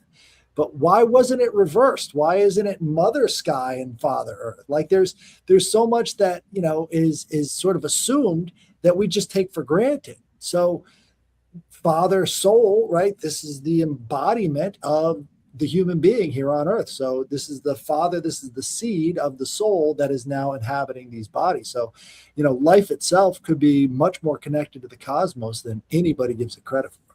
I was about to say, yeah, soul, which is the sun, you know. And if you think about a tornado itself and look at the inside of a torus field, the torus field can change shapes, right? We've got this massive torus field around the planet as this, you know, the magnetosphere. And in the inside of the torus field, you've got the tornado. Just changing the geometry of the outside of the system changes the geometry on the inside. So this torus field is the you know, total system when it comes to tornadoes, right? You can see that in hurricanes too. It's that same toroidal shape. Well, you know, with we were talking about the tunnel, right? It's like there's literally, so NASA actually talks about this openly. They're called X portal or X points, and they're talking about this flux transfer event from the sun to the magnetosphere, which is kind of like this portal, right? That sends this this solar flare to the magnetosphere. Now, some of it hits the magnetosphere and just basically goes straight into the region that it's, these X points are never fixed. They're always like moving. They're changing their locations essentially. And so this is why we see like lightning that is basically when it hits an area, it builds as a build up of electricity in the ionosphere, and it has to empty somewhere. So it empties into the ground. And this is where you get a lot of the, you know, Jesus talked about seeing Satan fall like lightning from heaven, right? And so this all ties into the biblical cosmology of the Bible, but we're not talking enough about that. We're not talking enough about those kinds of interactions that are regularly occurring, burning bushes and clouds and all these other things, these glowing entities, these transformative, you know, moments where somebody's seeing some sort of an angel and having an epiphany or talking to a burning bush or whatever it is. You know what I mean? It's like all these things, when you start to look at it from the angle of like first of all, when we talk about science, I think science is just a corrupted word. It's like an overlay of a Saturnian overlay on God's creation. In my opinion, I think it's literally just these are just the names we know because this is what we went to school and this is what they taught us in school. We don't know any other names to call these things. So, yeah, but I think that everything is corrupted. So like even ancient geometry and stuff like that was still corrupted by Satan. All this negative, it's anything negative that corrupts God's creation and passes it off as its own.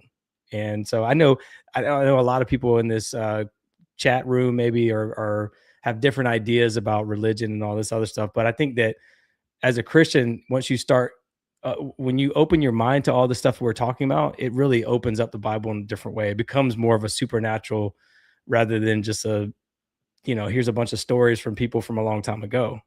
It becomes more real. It becomes like, oh, this could be happening now. This could be happening today. This is what this is, and this is what that is.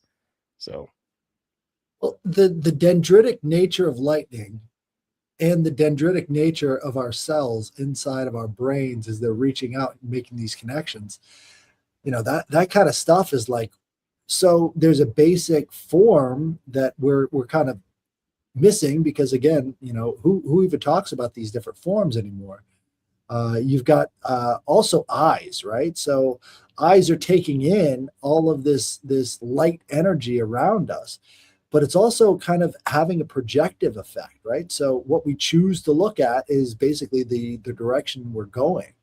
And having that projection is sort of like you take time out of the equation and you can see how everything is connected. But once you include time in that sort of equation, that sort of Saturnian energy, you start to lose sight of the total or the whole, right? But you've got, we're time-space beings right now. We're moving in a specific direction, but there is a sense of retrocausality. And that retrocausality really does explain a lot of these, cycles that we keep going over and over and over again.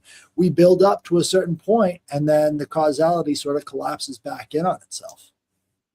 I think that's probably true. I mean, there's a lot of evidence that suggests a lot of things have happened over and over and over.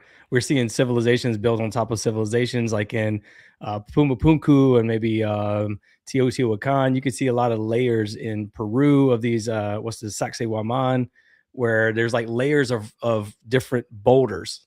You know, you got this megalithic stone, and you got an attempt at another type of stone on top of that, and on top. It's the same with Baalbek, right? There's this like giant megalithic, humongous block, and then there's other stuff built on top of it, and it's like it looks like layers of civilization that have happened over and over. And again, that's why I think that it's very important for, in the government's mind, this is very national security to them, because if everybody knew that these things were happening on a regular basis, they'd probably panic and they freak out every 11 years.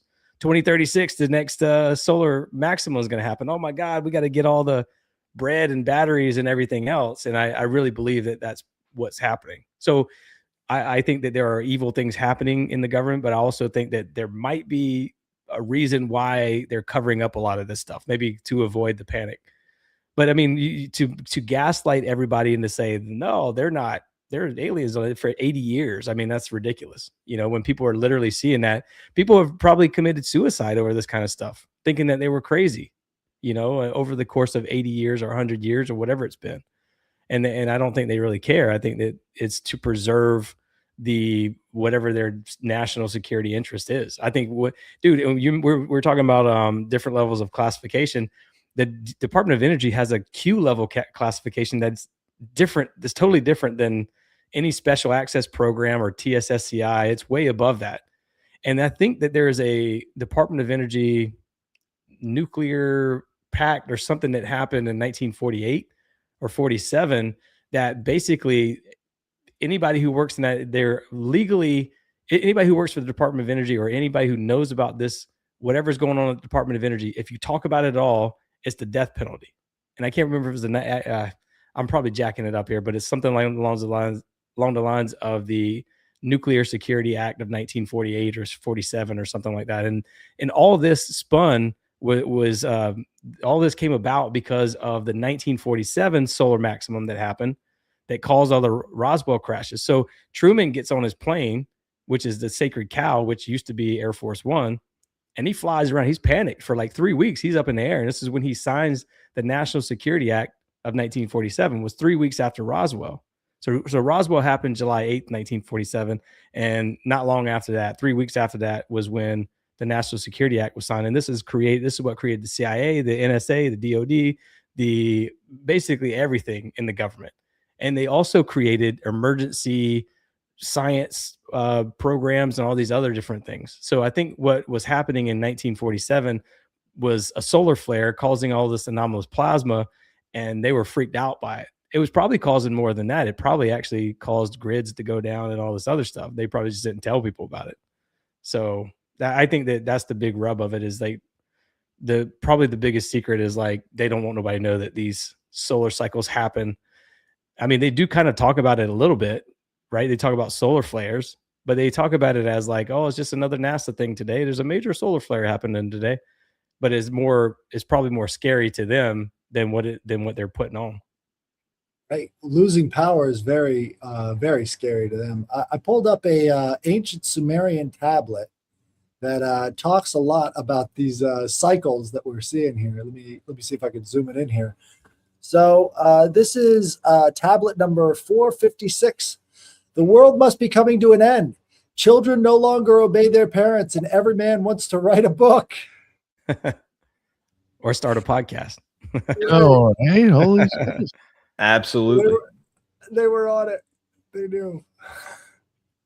Uh, I mean, like we get these visions from the past, and it's like, what are the things that are causing people to, have this fascination with the end? Well, it's the change in, solar cycles. It changes the way we think. A lot of people don't realize that, but changes in solar cycles do have a major impact on the consciousness on the planet. And once we start to understand that a little bit better, these cycles of history, the people have been studying this since the beginning of time. The oldest inscriptions are about the next big cataclysm coming to wipe them out. So, you know, that's what. there's something Again, to it.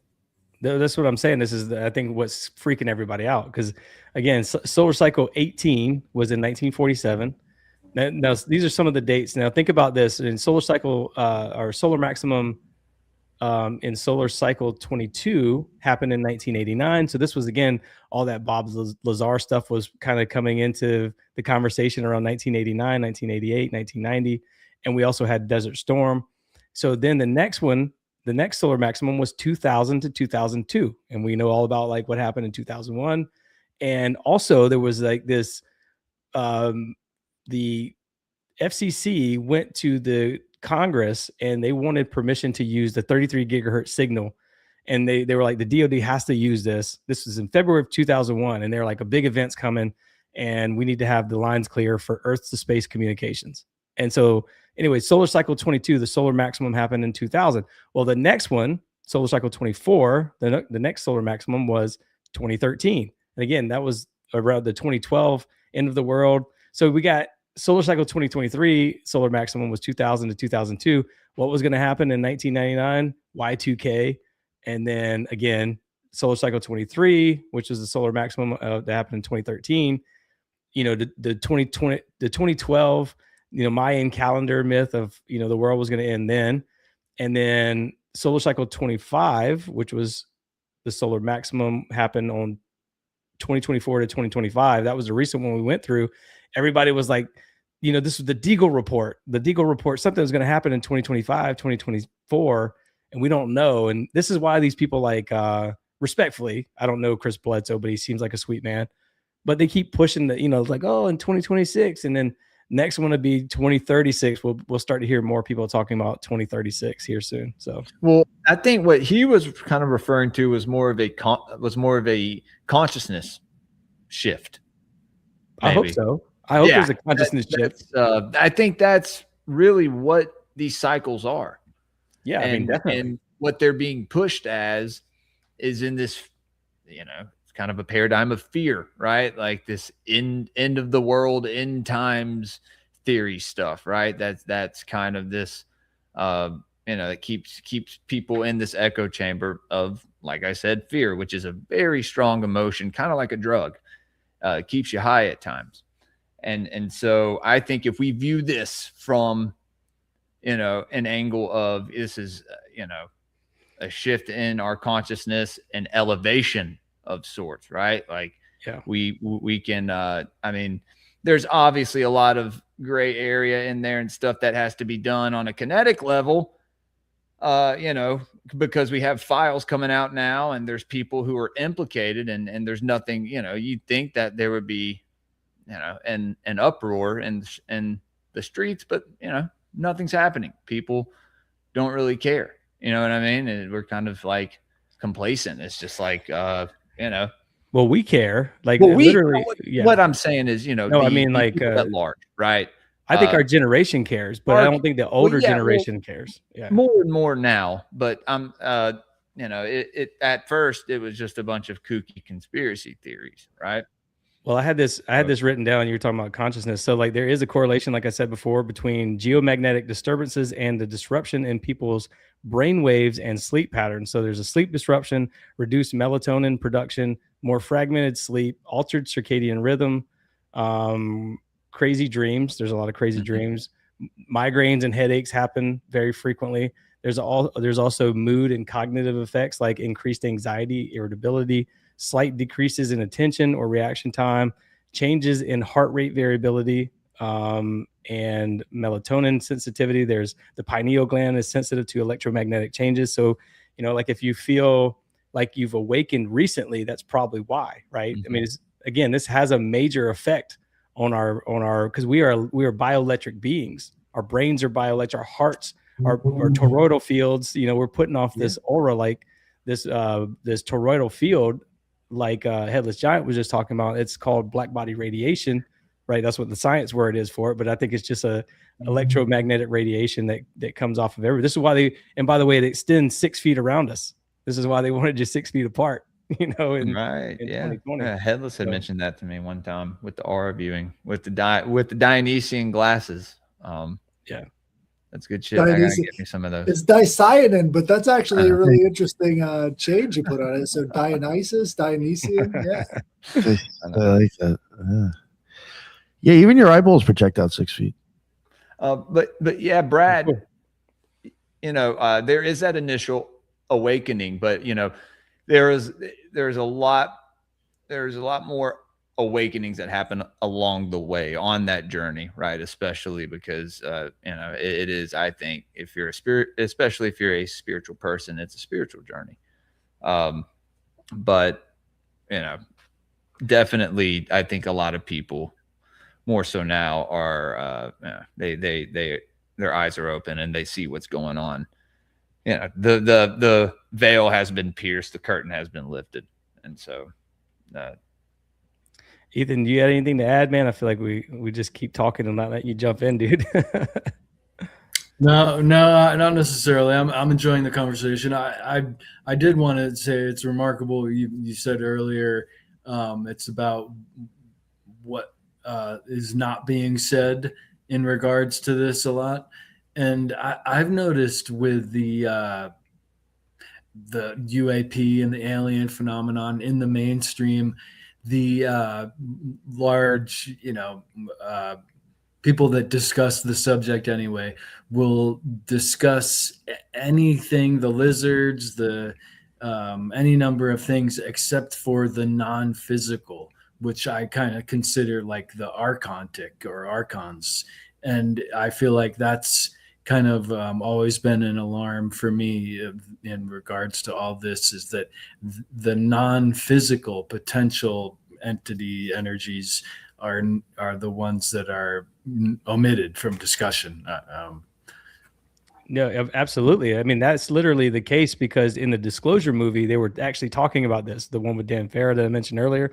They were talking about how there was a big problem because, all these people in Congress was like, no, that's demonic and we're not going to talk about that. And it's like, well, if that's the case, then all of these hearings, in my opinion, if they don't have like a preacher or a priest or some, theologian there, if they don't have, someone who is from the DOE, someone, a bunch of physicists maybe that are there, if you don't have someone from the DOI who knows all about, oceanography and all this other different stuff and crustal movements and all these other different things, then you're doing nothing. The conversation is literally going nowhere. It's just spinning its wheels, and it's literally just a fake conversation to be had, because they don't talk about the energies, right? They just, it's funny because you can watch this on like one of my favorite shows to watch is Skinwalker Ranch. And I just watch it for entertainment purposes, because I clearly know that it's just entertainment, right? It's like when you're watching it though, they do give little nuggets of information away, right?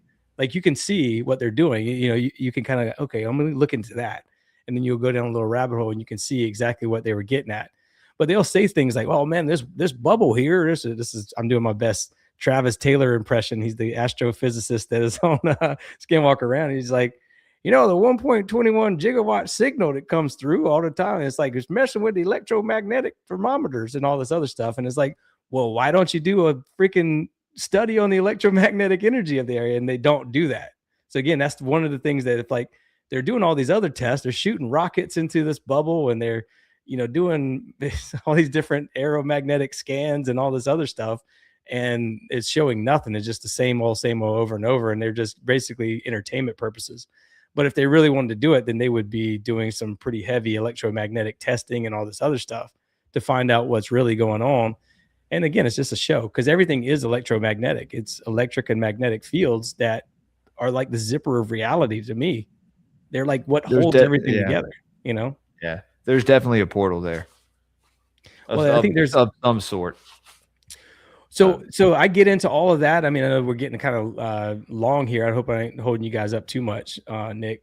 But these I've been trying to do these environmental profiles on all these famous cases lately. And really was hard to get into one of these cases because I'm like, I have terrible attention ADHD or whatever you call it, where I'm like, I go down another rabbit hole. So it really takes me off. But one thing I've started to notice is that you can literally go, for anybody out there, if you want to find hot spots in the United States, if maybe you're a ghost hunter or whatever you are, if you want to find a hot spot, literally go to the USGS and do a search for, I'm in South Carolina, so do a search for South Carolina aeromagnetic anomaly map.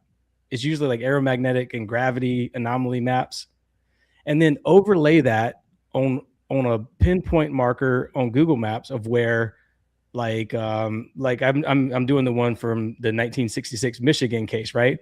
And it happened just outside of Detroit in Ann Arbor area. Well, when you overlay that map, the aeromagnetic map on the pinpoint marker of the location where that event happened, it is like bright pink, meaning is highly magnetic, is a magnetic anomaly. And what that means is the Earth has a magnetic field naturally. And in this particular region, there's magnetite and things underneath the Earth that are affecting it, the variability of the magnetic field in this area even more. And so it literally is a portal, is what I'm trying to say. So you can find these portals, and almost always they're going to be in the middle of national forests. And these, it's funny because you can what I'll do is I take a screenshot, I put a pinpoint marker in Google Maps, and then I take a screenshot and then I put it in like Canva or something. And I do like this opacity thing where I, open and close the opacity on it. And almost always, dude, there's like you can probably find a correlation to all that right there. You can find a paranormal hotspot. It almost every time without fail that I've done this, it's always on a pink area. So what you're seeing is like pink, red, orange, they're hot areas. And then the blue are like the cold areas and the green are the cold areas. But the pink is the hottest. And it's always the pink marker every time. But you can do individual states. You don't have to do the giant map here.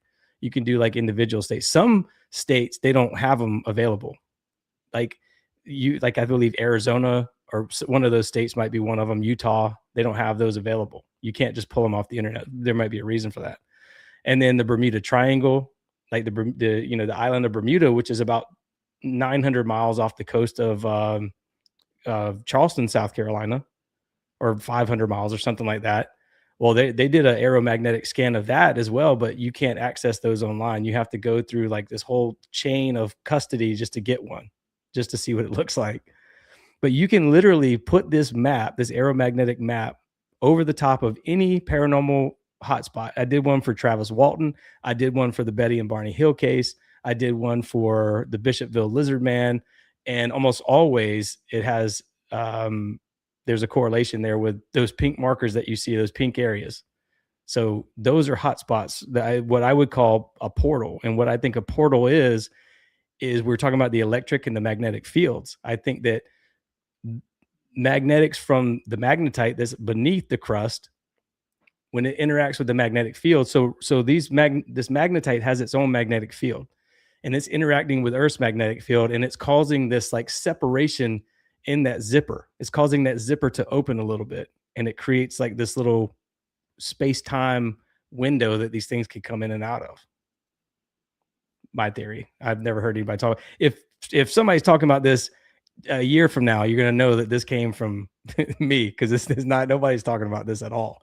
And I've tried to reach out to certain people to like, hey, I got to talk to you about, like, I tried to reach out to Jeremy Corbell recently, but I'm starting to feel like, those guys are respectfully, just, because they're the ones that are always like, I know a guy in the Pentagon and he's talking about this right now as we speak. And you never get any answers from these guys. Now, I think they're doing good work. I think George Knapp seems like a really, cool guy. Like, I would like to talk to him sometime. He seems like he's very intelligent, but it just feels like they are kind of creating these little sand traps, if you will, for people in the UFO world or whatever to just spend their time and spin their wheels in, right? It's like, rather than going down these rabbit holes like we're talking about now, they create this little sand trap of like, let me find out what George Knapp and Jeremy Corbell is saying. And basically they're saying all of the same stuff that has been repeated at these briefings since 2017.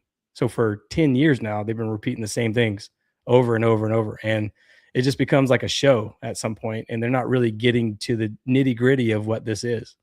So my opinion, dude, like literally every time find you a USGS aeromagnetic and gravity map, and you're going to find all the hot spots or all the paranormal spots. Right. And this has to do a lot with earthquakes as well. So you've got different fault lines that are rubbing up against each other that are causing these things. One of the interesting things I found out about the Oracle at Delphi is that there was actually a major fault interaction right there at the Oracle at Delphi. So people have been sort of using these areas. I'm sure you can find some definite aeromagnetic anomalies around Stonehenge, around some of these other megalithic sites too. They were seeing the world in a different way. You know, I equate it to aura viewing. Maybe they were doing that a little bit more than actually, people give them credit for. But since we kind of lose that, I think it was far more involved in hunting than a lot of people give it credit for. As you're hunting an animal, seeing the aura helps you at a major advantage. But when you think about it, edge detection is one of the first things that comes into human vision as a child is developing from a baby into a toddler.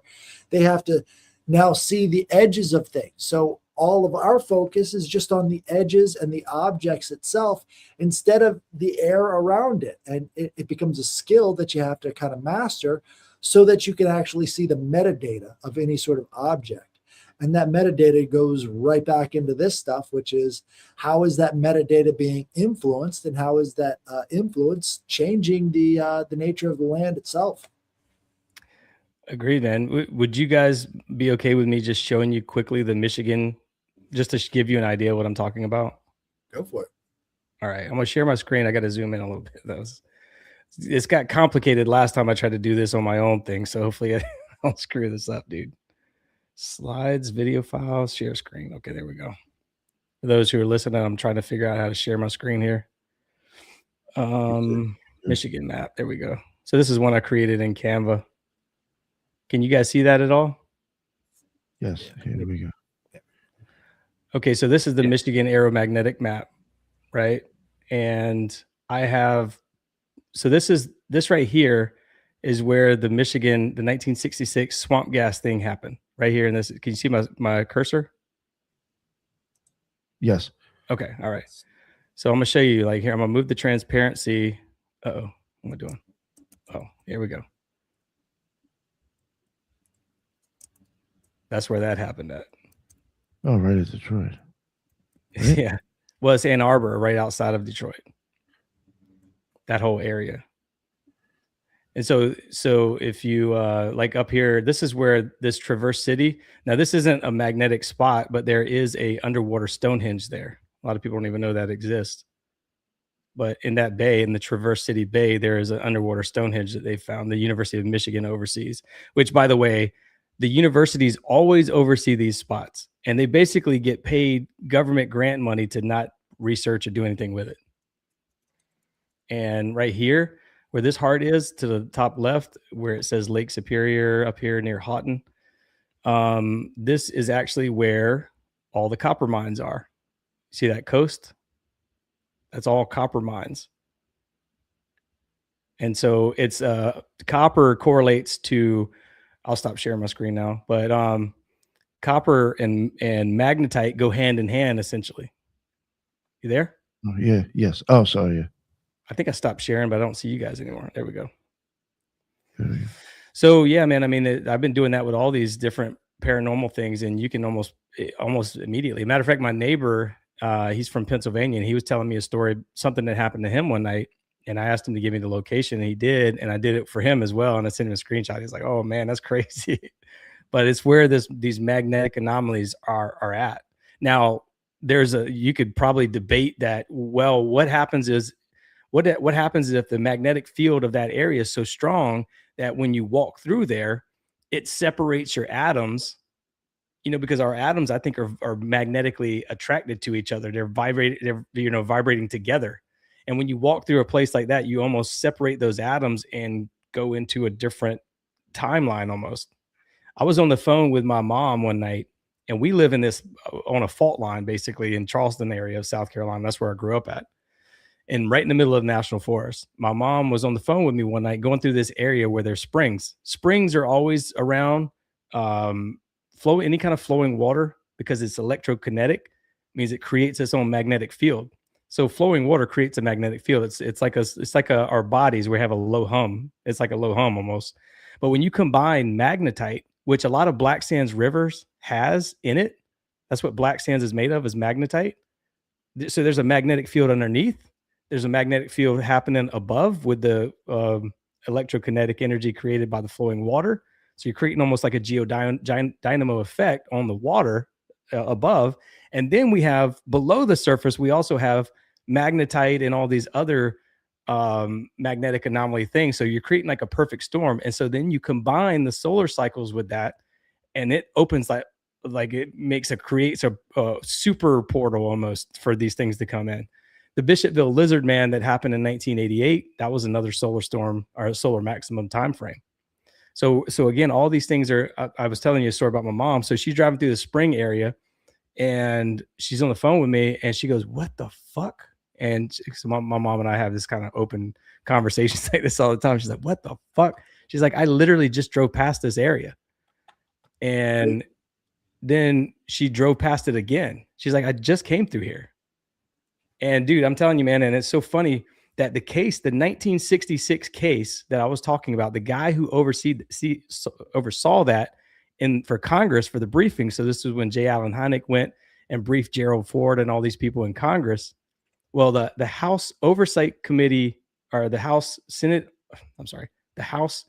Armed Services Committee chairman, his name was Mendel Rivers. Where that happened at was literally right in the exact same spot where his childhood home was.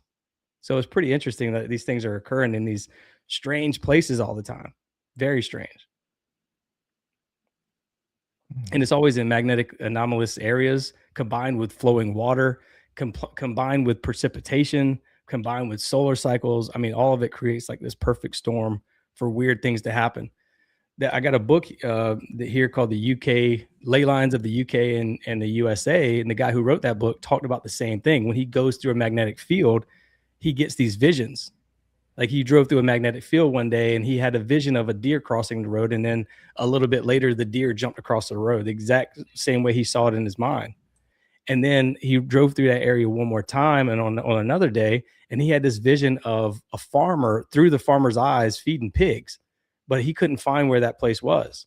So he drove all over the place and he ended up finding exactly where that place was. And he found that farmer.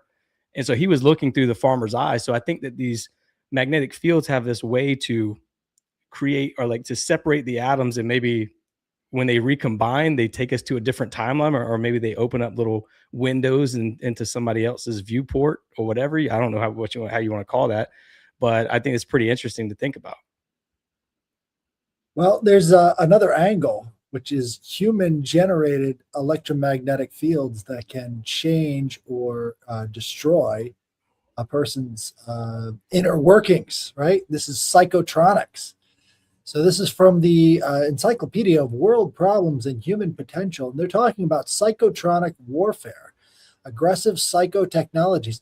And we've seen with the God helmet, it's what they're doing is they're bombarding your brain with certain magnetic frequencies that can change the nature of how you think about stuff. So, you know, your mom may have seen going through that area before, but the frequencies that hit the brain could have created sort of a feedback loop, right? So she's seeing something that's hasn't happened yet, that retrocausality.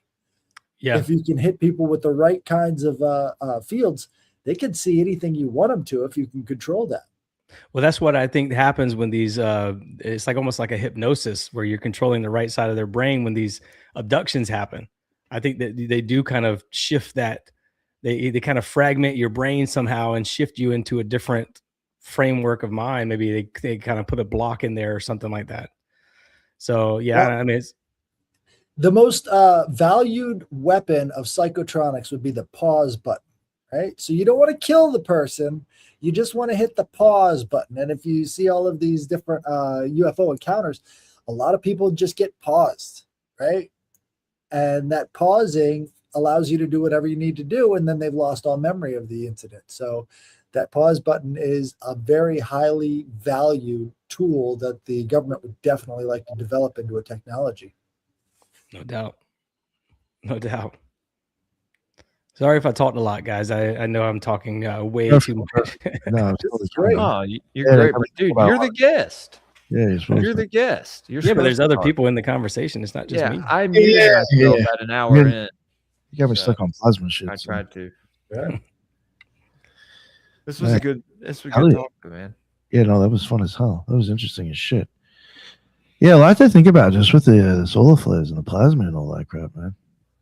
And there's obviously more It really got me stuck on it. esoteric things with the sun, but The whole intelligence and shit. I know, like that's some wild stuff. Well, I know that I'm not qualified enough to even have these kind of conversations. I literally failed physics in high school. And then, in fact, when I got into college, I graduated top of my class, but the science and the math classes, my wife, who's got a biology degree, she basically had to do all those for me. So this is very new territory for me, dude. I'm literally having to learn like what's a proton, what's a neutron, what's a fucking literally because I'm retarded, so like I'm having to relearn all this stuff. So it's a long process for me, kind of, going back over 5th grade science and then trying to incorporate some of my ideas and thoughts into this stuff. So. Oh, thank you. That was great. Was there anything else that you really wanted to add, or? No, I don't. I just think that the aeromagnetic maps, I think they're very telling, like you're putting up on the screen there. A lot of people don't know that. A lot of people aren't talking about that. That's just something that I am very interested in. I had a guy recently who is a retired sheriff from the area that I grew up in. He heard me on another show, and he sent me an email, and we got on the phone together, and he wanted to come on my show because now he's since kind of, I don't know if he's backed out or what, but he's kind of distanced himself a little bit. cold feet. Yeah, I think he got cold feet from it because he's a well-known guy. And I think he's a well-known sheriff, at least in the Charleston area. And I think when you put your name out there like that, he probably got cold feet. Yeah, But there's a guy who has a radio station around here who's like into podcasting and radio, and he's friends with my wife, or he gets his hair cut at the barbershop where she works sometimes. And she's talked to him about things I talk about. He's like, "Oh, I can't touch on some of that." I was like, he's a big Trump guy. He's a good guy, but there's things that may drive him. You tell some people things, they may go insane, right? Do you want to know what's been driving me insane about the sun? What's that, Headless? I know there's a good explanation for this, but look at the prominences and look at the corona versus what's going on the inside. So we're talking about 1,000,000 degrees Kelvin on the outside, and then it gets cooler on the inside. How's that happening? I don't know. Maybe that's part all of the balls of energy. I think they heat and cool, don't they? As they expand and like, I don't know. Well, so they say that it's so hot that it feels cold.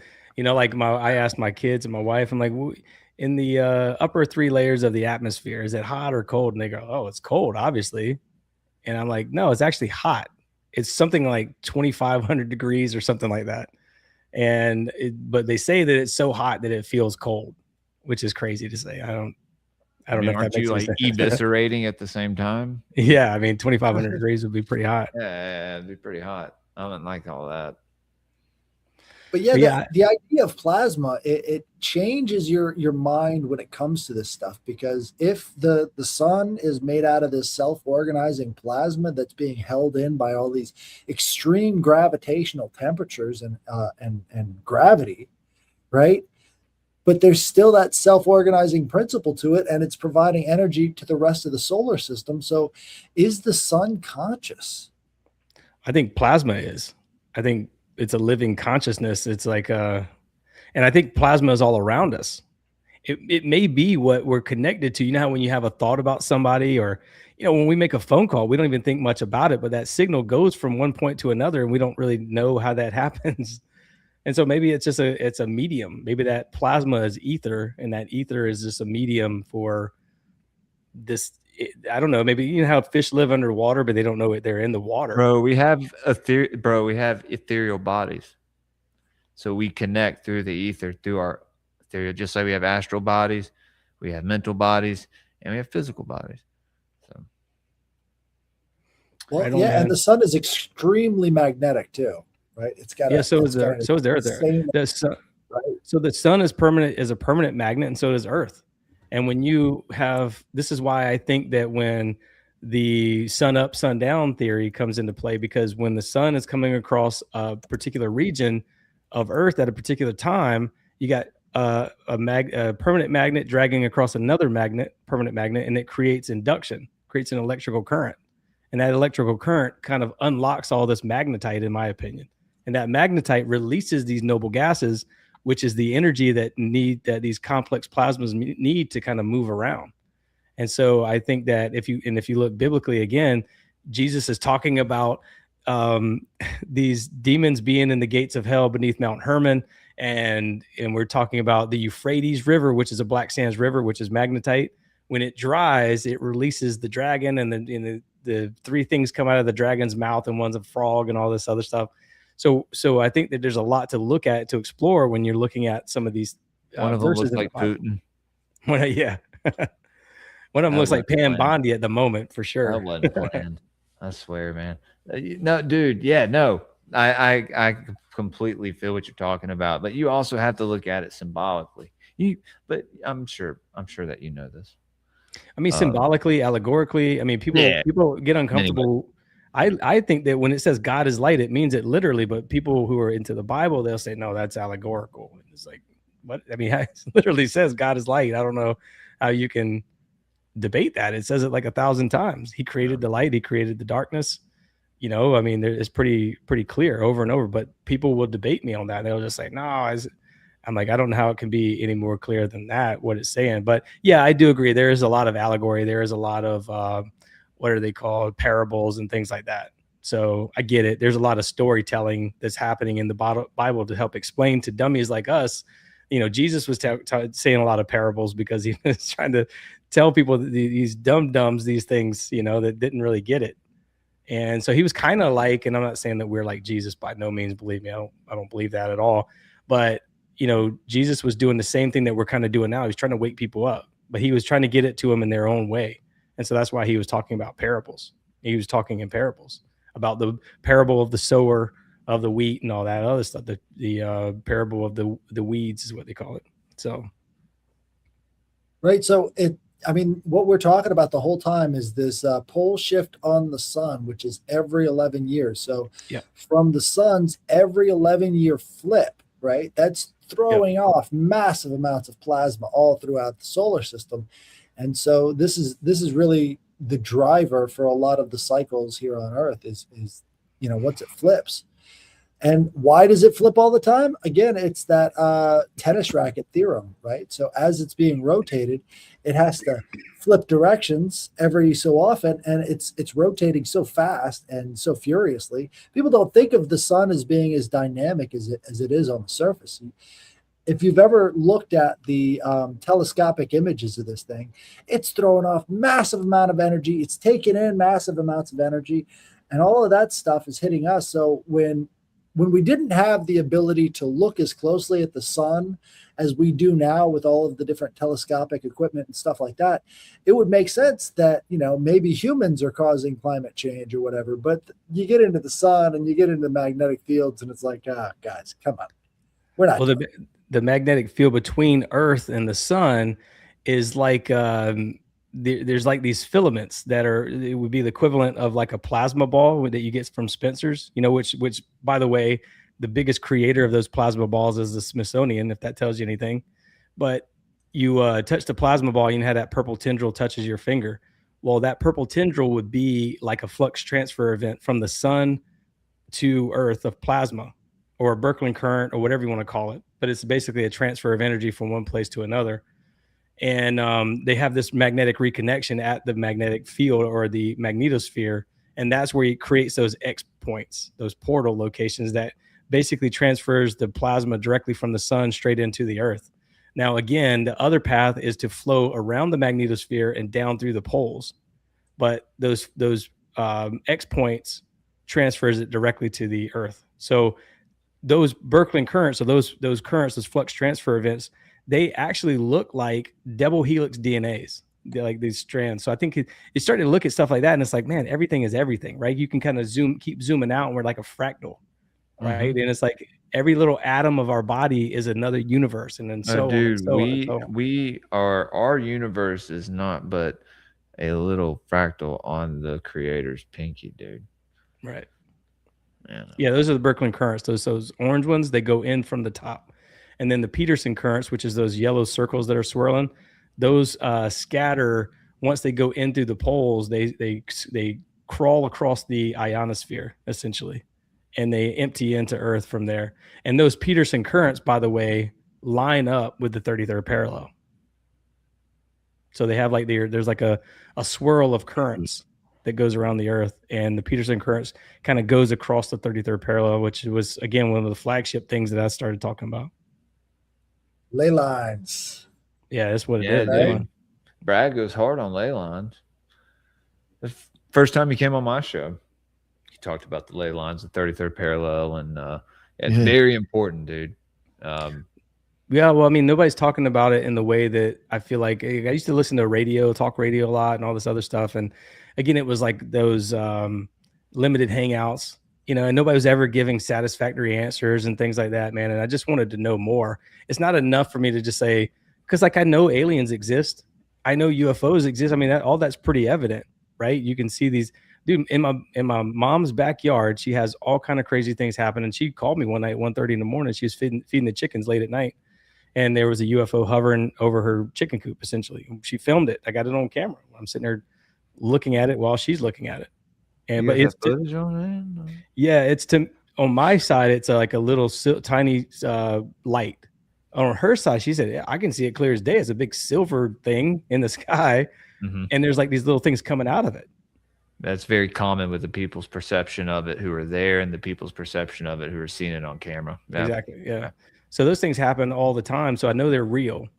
I just want to know where they're coming from, how they're coming into our reality, what they are, why are they taking us, why are they impregnating people, why are they, doing all these evil things. Those aren't good things. So when people talk about like, oh, they're good, it's like, are they? I mean, if they were so benevolent, why aren't they stopping the Epstein stuff? Why aren't they teaching humanity about all these wonderful things? Why are they kidnapping people? Why don't they show themselves and say, hey guys, we're here to help, or we're here to assist, or whatever? Well, because we'll probably like shoot at them, Yeah, like most of us will like try to kill them. Like that's what humans do, right? When faced with something that they fear, or something that they've been indoctrinated to fear, right, Brad? Because that's what I'm saying. We have to look, like, I don't know, usually on most things. And if you've been looking into this stuff as long as we all have, right, kind of how to pick apart the information, what to take from it and what to leave behind. And so I don't know, I think what they're trying to push, right, when I say them, I don't mean any of us, I don't mean anyone in our community. Well, maybe some people in our community, I don't know, who's Probably not, not more than you think, who's not shadow banned, right? Who's really not shadow banned, but no, pushing it from this paradigm of fear, just like, we're kind of helpless against it or whatever. I just don't think that's the case. I think we have more power than we know, or than we're led on to believe. And so I think we need to embrace that. And, right. Well, I mean, they'd be doing it a lot more publicly, the abductions and everything else, if it wasn't due to the fact that we do have power over our own perception and all the rest of that stuff. It wouldn't be done covertly. Perception is key. Right. Like I said, tied right into fear. It's a common theme in everything. And usually in conspiracy, fear plays a huge part. Fear sells. Yes, I've come to realize that as of late. And I've sold a lot of fear in the past, and I'm trying to remedy that now. So I'm not trying to sell fear at all, by the way. No, that's why I said not you, not people that we know, but maybe people, like I said, not people we know, but people who are, Well, I look at it like this: these billionaires, these elitists, they all know that something was coming, or say they know about these solar flares because they're buying bunkers and they're selling off their companies and their shares of their companies, and they're buying, trying to build houses at the tops of mountains in New Zealand and all these other different things. And they're having meetings. There was a guy named David Rushkoff who did a story in 2017 where he had a meeting. He thought he was going to be talking about Bitcoin and all this other stuff, but he ended up talking with a bunch of tech people. And they were like talking about this event that was coming and how to prepare for this event. And so he was invited to be like, to add to the conversation, but he didn't know it was going to be about how to protect yourselves in the case of some big event that's going to happen and all this other stuff. So these people know. So I think it's important for us to kind of get this information out there to kind of at least prepare kind of spiritually protect yourself as well. Right. Exactly. Yeah. Right. Yeah. I feel you, brother. Everybody should remember this. Very important. And I think you're a very good person to teach that. So nobody is more afraid than a man with a guilty conscience. Yeah, they don't want us coming and kicking down their doors and stuff. I think Tupac had a quote about, hey, let me in. We need some supplies, whatever. And then eventually they start kicking the door down. And I think that's what they're worried about too. If the power grid goes down or whatever happens, that's the first people we're going out. We're going to get their supplies and take their swimming pools and their trucks and their batteries and whatever, toilet paper and whatever else, water supplies they have and food supplies they have. That's the first people we're going after. So I think they're worried about that. And they're probably also worried about their soul. And frankly, that's probably what they're worried about more than anything. Where did they go next? Kind of a thing. Yeah. Right. Absolutely. Well, this is a great episode. Thank you for coming on, man. Hell yeah, man. Sure, man. Thank you. Yeah, definitely. Go ahead and put your plugs in, brother. Let us know. Let everybody know where to find you. Yeah, man. Like I said, hopefully I didn't talk too much. But thank you guys very much. Dude, I just like, no, I just like having conversations with people. Like, I don't like talking all the time, but that's where I find myself. Is it because Ethan didn't talk? Dude, no, he's you knew more about this than we did. Smart man, actually. No, Ethan's incredible. Yeah, I mean, if only improve if you can improve the conversation, that's when you should talk. And Ethan could say one thing and it would be better than everything I've said in the episode. But for me, I just feel like I'm just talking, running my mouth. But yeah, thank you guys. Dude, you're good. Like I said, you're the guest. Thank you. But I appreciate you guys having me on as always, man. I know you got a big audience, and I had a lot of people come over to my show last time I was on. So thank you guys very much for that, man. I really appreciate that. You should. I'm trying to do this full time now. It's pretty much my job. I was doing web design and all that, and I was already kind of looking for a way out of it. And then this started happening. I started getting kind of, I wouldn't say successful, but I started making a little bit of money on Spreaker and stuff. And I'm like, all right, maybe I can do this. Spreaker kicked me twice. I can't. Oh, they did? I said I was going to live stream me trying to set it up a third time. So maybe I'll do that just to show people, like, I'm not joking. Watch what happens the next day. And it's gone. Well, hopefully that doesn't happen to me, because right now I need that money. But cross, dude. Yeah, for real. So, but yeah, I'm doing this full time. So I'm trying to focus more on. I'm doing more solo shows, like I told you, Nick. Man, I'm just that's good. Not so many guests anymore. Just kind of doing my own thing and talk, because I want to talk. I talk a lot, as you guys can see. So you guys are going to be hearing a lot more solo shows. I've been doing guest shows in the past, but I always, like I said, I always talk too much. I always feel like it's not very fair to my guests that I take over the conversation sometime. And so I just decided to kind of keep doing my own thing for a while and maybe have guests here or there. So I'd love to have any of you guys on any time. I'm not shutting the door completely. I just, I'm trying to get more content out a little bit faster rather than, once every week or whatever it's been. I'm trying to get it out every couple of days or so. So I'll look for more of that, but yeah, you can find all of that stuff at theawakenedpodcast.com. I'm working on merchandise and stuff like that. I need to make money in some way. So I'm creating t-shirts, and I got some stickers being made and all this other stuff. So you can support the show that way. I do have a Patreon, got a few members on Patreon. So that's another little income. I appreciate people in my description. I appreciate that, man. Yeah. So yeah, that's growing a little bit. I don't really have much to offer on Patreon other than just early access to videos. I just look at it as a place for people to support if they want to support. And so the people who are supporting, I'm very grateful to them. But yeah, a great audience, man. Everybody listening to the show is always amazing. Thank you guys for having me again. And thank you to your audience for listening and being open-minded. If you like what I talked about on here, please do me a favor, hit the follow button on Apple or Spotify and give the show a 5-star review. I really would appreciate that. That helps the show grow in ways that I think the audience doesn't really know.